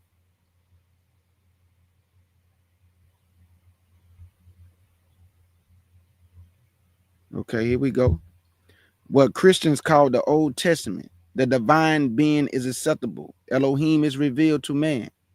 This contact, this kind of relationship with the divine being, inevitable, attracted to the black spirit. What more secure than a Elohim who is responsive to his people's suffering, aware of their poverty, helping them in exile, helping them in exile. How we survive, KJ? He's been helping us in exile. We will not be able to make it without him. We have been helped in exile, just like he said. It's powerful, man. With the divine being, okay, what more secure than the Elohim who is responsible to his people suffering, aware of their poverty, helping them in exile, leading them from slavery. The history of the Israelite people, I don't like saying Jewish. The history of the Israelite people, persecuted, dispersed, exiled, reduced to slavery, must have seemed close to that of the blacks who themselves were reduced to slavery. The ancient Hebrews were saved from slavery, and the blacks will be too. How you know that? At How, that time, how at did that he know time, that? at At that that time time, that he's saying that. Come on now. hallelujah. It's the spirit of the Most High. And y'all All don't right, think KJ. they don't know today that this about to happen? They don't think that what happened in Egypt is going to happen all over again, but it's going to be a greater salvation because this time we won't talk about Egypt no more. We're being gathered from all over the world. They know this. They know this. Go ahead, Elder. We gonna make mention of this. I think we're gonna do a part two to this teaching next month. But Okay. right now we're gonna make mention of a foreign relations Okay. uh, a foreign relations document dealing with the land called Biafra, the area over in Nigeria, Mm-hmm. and that land is home to the Igbo people. Mm-hmm. Are y'all listening? Yes, sir. Uh, in this, former Secretary of State Henry Kissinger, in a 1969 document, when dealing with the situation going over in the area of Nigeria called Biafra, he stated that there was a wandering group of Jews over in Nigeria called the Igbos. He called them the wandering Jews of Biafra. Are y'all listening to this? This is 5,918 years after creation. They knew who we was. They knew where we were, and they knew who we were over here, more importantly. This is a foreign relations document in the State Department. Do I have y'all attention now? In the U.S. Department of Archives, you can go and find this. It's public information. Tell you That's what, that real quick, that website, family, and y'all want to know a lot, in the Library of Congress, you can find a lot of our history in there. You can find stuff in there where they calling us Israelites or Jews from the 16, 1700s. All the old stuff got our history, man. Mm-hmm. All the old books, the Mac Man just put it in 1500s, the chat. 1600s, Thank you, 1700s, Elder. all the books that our family got, I mean, about our family history are in the libraries and they're in these old books. I'm telling you, family, if they don't want us to read them, you go on Amazon and try to Wow. buy them. They cost $3,000 and $4,000, $5,000 because they don't want us to be able to pay for them and read them. Patrice Brown, don't you know I was just about to say that my sister, they ain't nothing but the spirit. I was just about to tell the family to go research the Biafra War. and how they was killing Israelites. I was just about to say that, and my Yep. sister already didn't say it. Y'all need to go research the Alpha War when they was killing the Israelites. Absolutely. Thank you, my sister. Thank you, Elder Mac, man. Absolutely. Facts. Thank y'all. So this is the account of patterns of perfection, the secret relationship between ancient Israel, Western Africa, and migration into the USA. We did not migrate.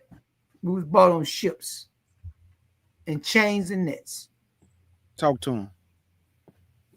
Talk to him. Do we have any questions? Oh, believe me, I bet you we got some questions. Oh, okay, okay, Sister Gloria. She say I saw the Alpha War documentary. Yeah, man. It did our people dirty. Just like the Islamic slave trade, they did our people dirty. You Ooh, know, that was they did our people dirty. To be honest with y'all, every captivity we done been in, but I must say, the only captivities where I could say that the Most High, even though He been helping us, but that Babylonian captivity, He told them, and if you pray for this place, the peace of this place is how you should get peace. Build houses, plant vineyards. By the time the Mede and Persia captivity came, they allowed them to go back home so they can build a temple and get things situated. But after that 70 AD, man, them Muslims, man, they did us dirty. I'm talking dirty, horrible, horrible for me. See, everybody talk about the transatlantic slave trade. They must have forgot about that Islamic slave trade. The They did Arab our slave people trade. dirty. Yes. Yes. You know what I'm saying? So, you know, the Most High wasn't playing with Israel. And sometimes when I read the scriptures, I can't put myself in his shoes. He too big for me. I can't put myself into his mind.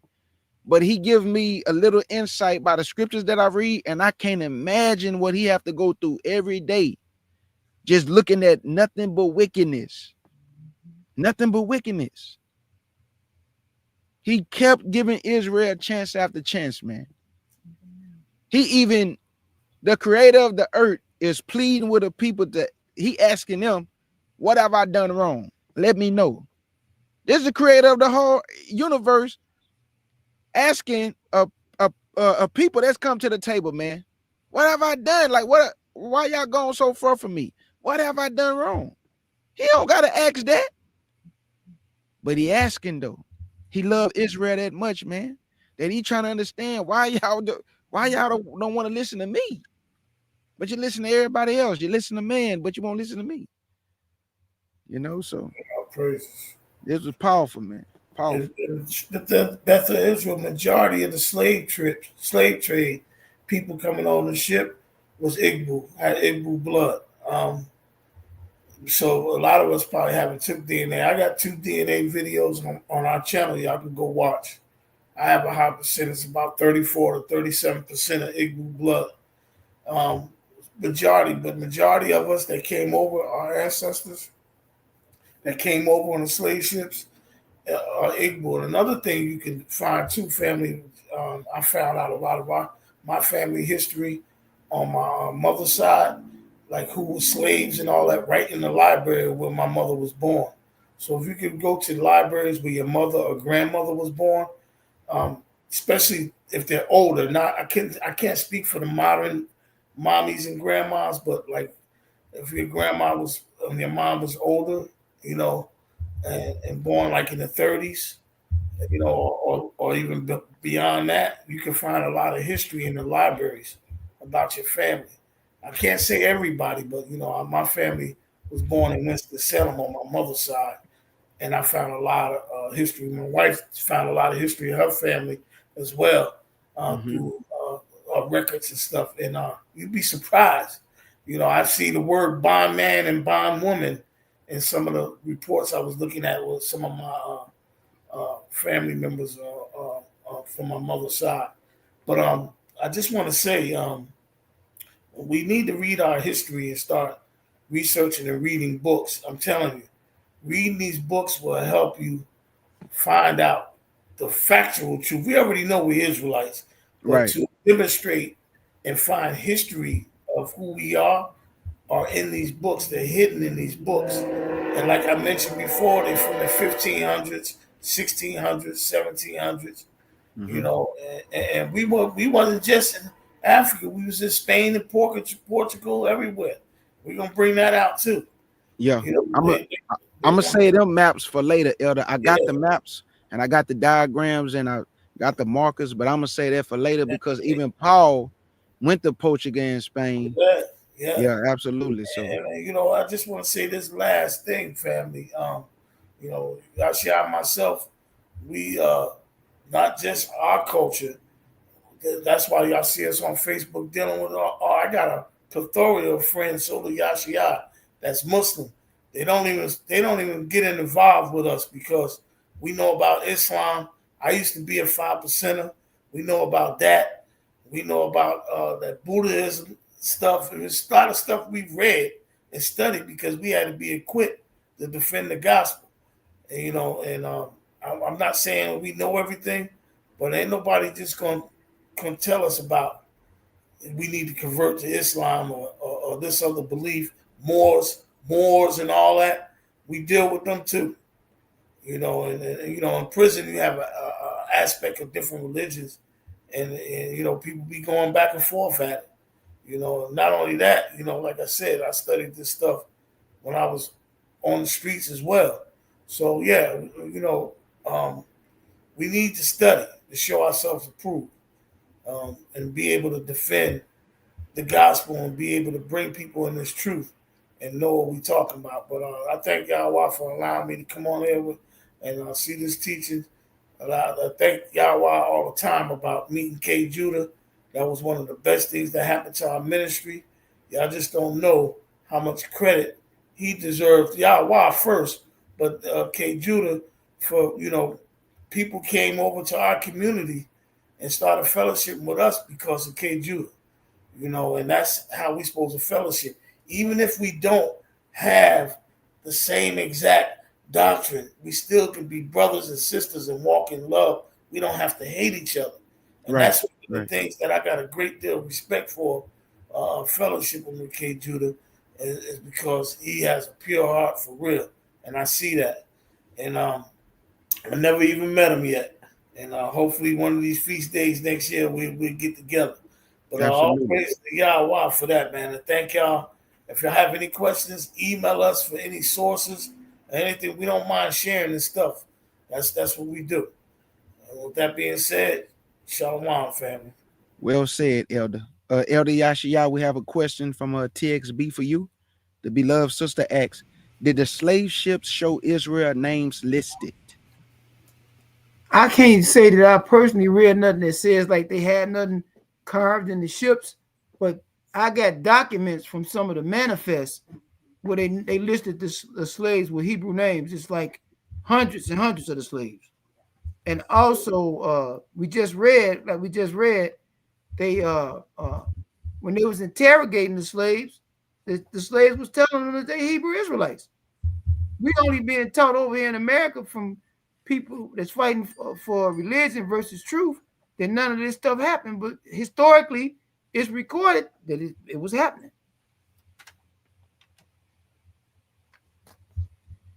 I want to say this.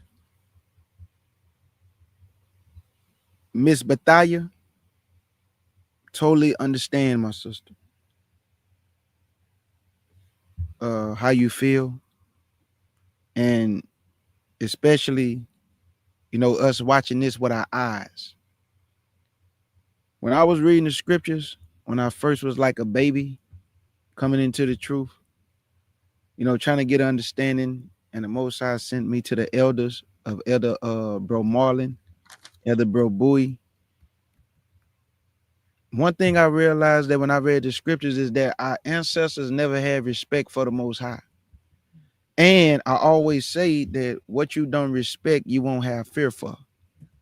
That stuff so painful, just the fact that he gave them everything. And he actually told them, please choose life.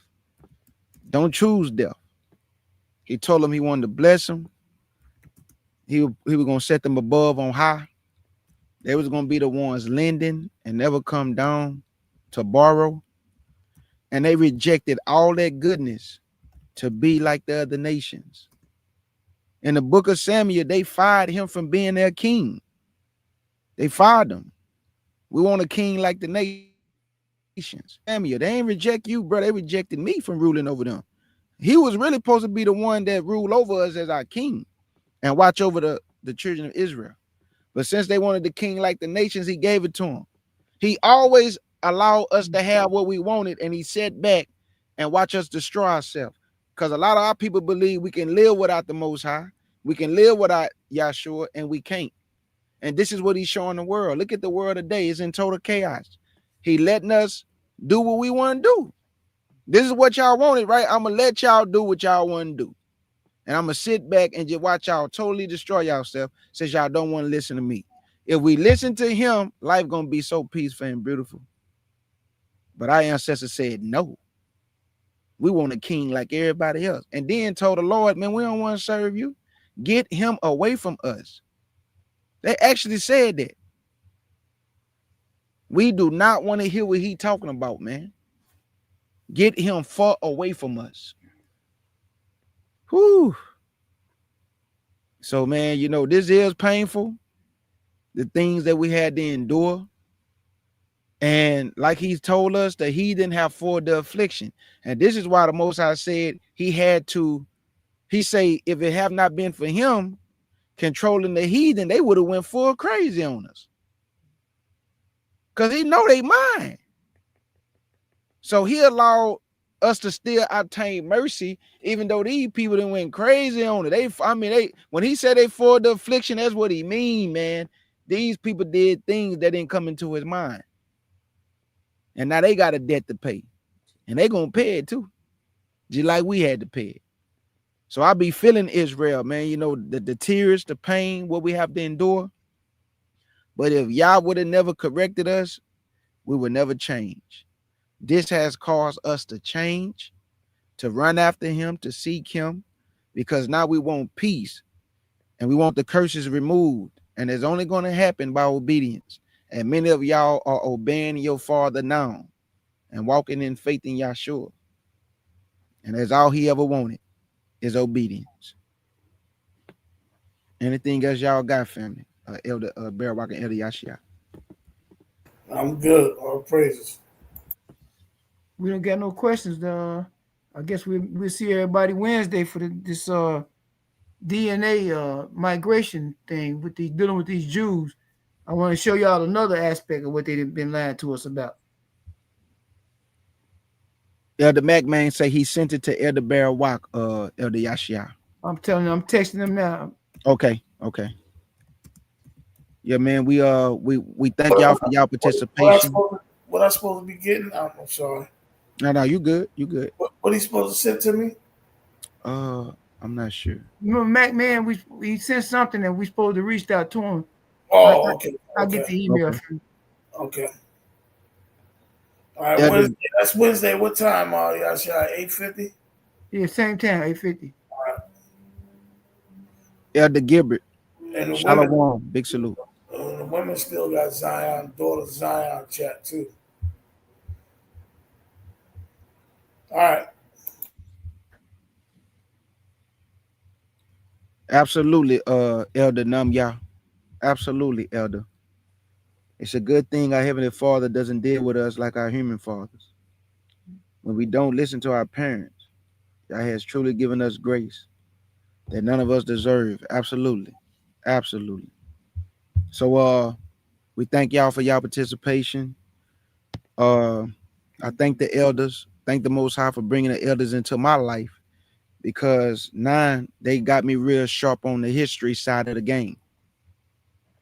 You know what I'm saying? They got me sharp on the history. So like Elder Barak said, please read y'all history. Please read the scriptures, get you some understanding, because you never know when the Most High might put you in a furnace where you got to defend his word.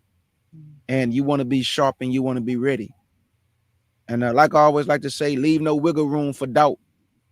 That's why we study like we do. We don't want to leave any wiggle room for doubt. Like my brother Timothy Jacob said, The reason why a lot of people have a problem because they have doubt. Because whatever is being presented to them still leaving doubt. So we don't want to leave doubt. So we want to execute the word where there's no doubt. So all praise to the Most High Yah and faith in Yahshua HaMashiach, Yahweh Yashi. And we say blessings to the nation of Israel and all true believers worldwide. Talk to me. My bad. Just tell everybody, I see people, you can subscribe to our channel too. It's Nazarene Hebrew Institute of Technology for those who don't know. Absolutely. Like I always like to say at the end of my videos, family, please support the Nazarene Hebrew Institute of Technology. I also support Sister Sagala, where the sisters can gather with them. What day that is, Elder Barrel Walk, when Sister Sagala and them gather? It's every other Wednesday. It's this Wednesday. They'll be on together this Wednesday. They can send me an email and I'll forward it to my wife. There's a sister's daughter's sister Zion. It's not live, it's off live. And it's at 8 p.m. Wednesday Eastern time. Okay. So y'all heard the elder. Every other Wednesday, you can email Elder Barrel Walk if the sisters are interested in getting with Sagala and the other sisters, because it's all about building relationships. So that'll be a beautiful thing. So, Sister Eve is about to premiere. So if y'all have time, please come support Sister Eve. She's about to premiere in a minute. Man, what's she doing? What you mean premiere? What's going on? Oh, just a video that she had put together. She about to premiere it. You know, it's kind of like a live where you could be in the chat and you still can write everybody. So it's something she put together. She about to present to the people. Oh, okay. Hey, Judah, can you put the link in? Somebody's asking for the link. I'm sorry, man. Oh yeah, no, you good, Elder? You good? Yeah, I got you right now. Put the channel for those who don't know in the link, family. Okay, let me do it right now. Got you right now. Hold up.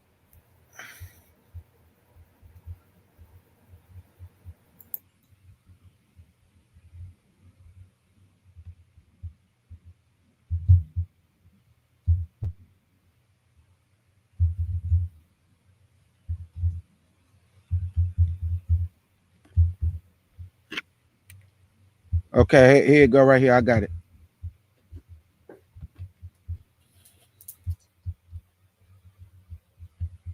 This the channel right here, my brother.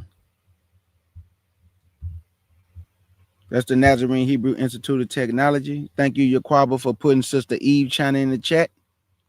Like I said before, family, please support each other. It's all about building relationships. And me and Elder Yashi, y'all was talking about this before we go.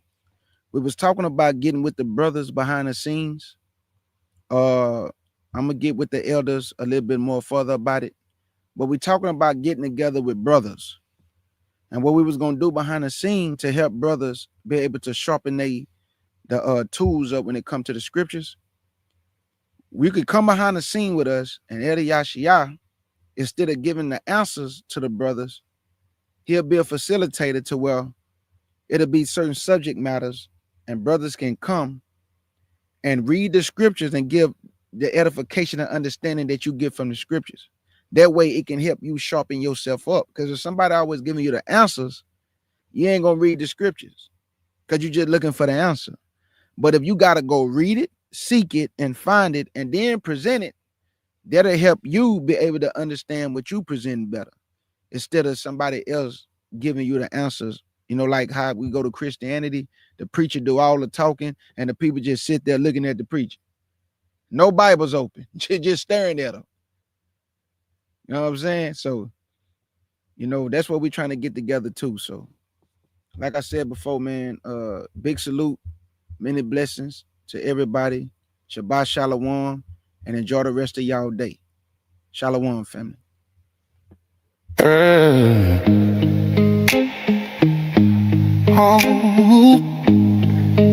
Yeah. Chains on the sand where the rivers ran dry. Footsteps fading under a burning sky. Stories whispered through the cracks of time. From the land of Ham, they cried out loud, a voice like thunder, breaking the shroud. Sold as slaves, hearts hearts turned to stone. From the land of Ham, they took their own dreams, carried off by the winds unknown. Gold dust glittered, but hearts were torn.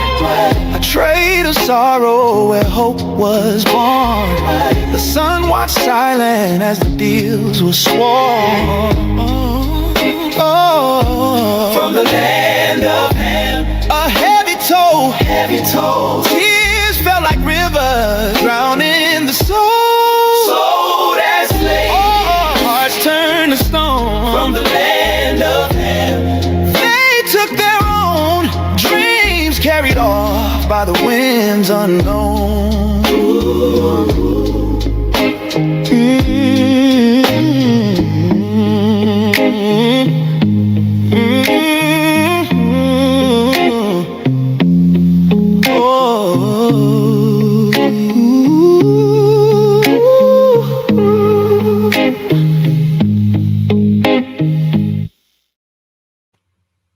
In the words of my beloved sister August Dreams, thank y'all for coming to the Lion's Den with the CUC family. Big salute to my brother Short Sham. Big salute to the Nazarene Hebrew Institute of Technology. And all my beautiful beloved brothers and sisters in the chat, the mighty nation of Israel. Let's get it.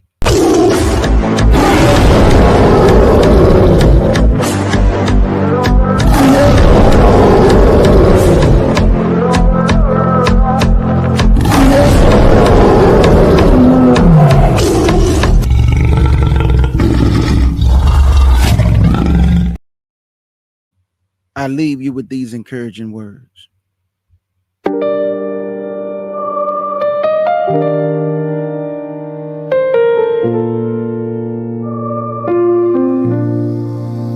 If you love Yahshua, walk in his footsteps. He created all things by the spirit of his breath. He showed us the narrow path that leads to life. He hath showed us how to worship the Father, the Spirit of all light.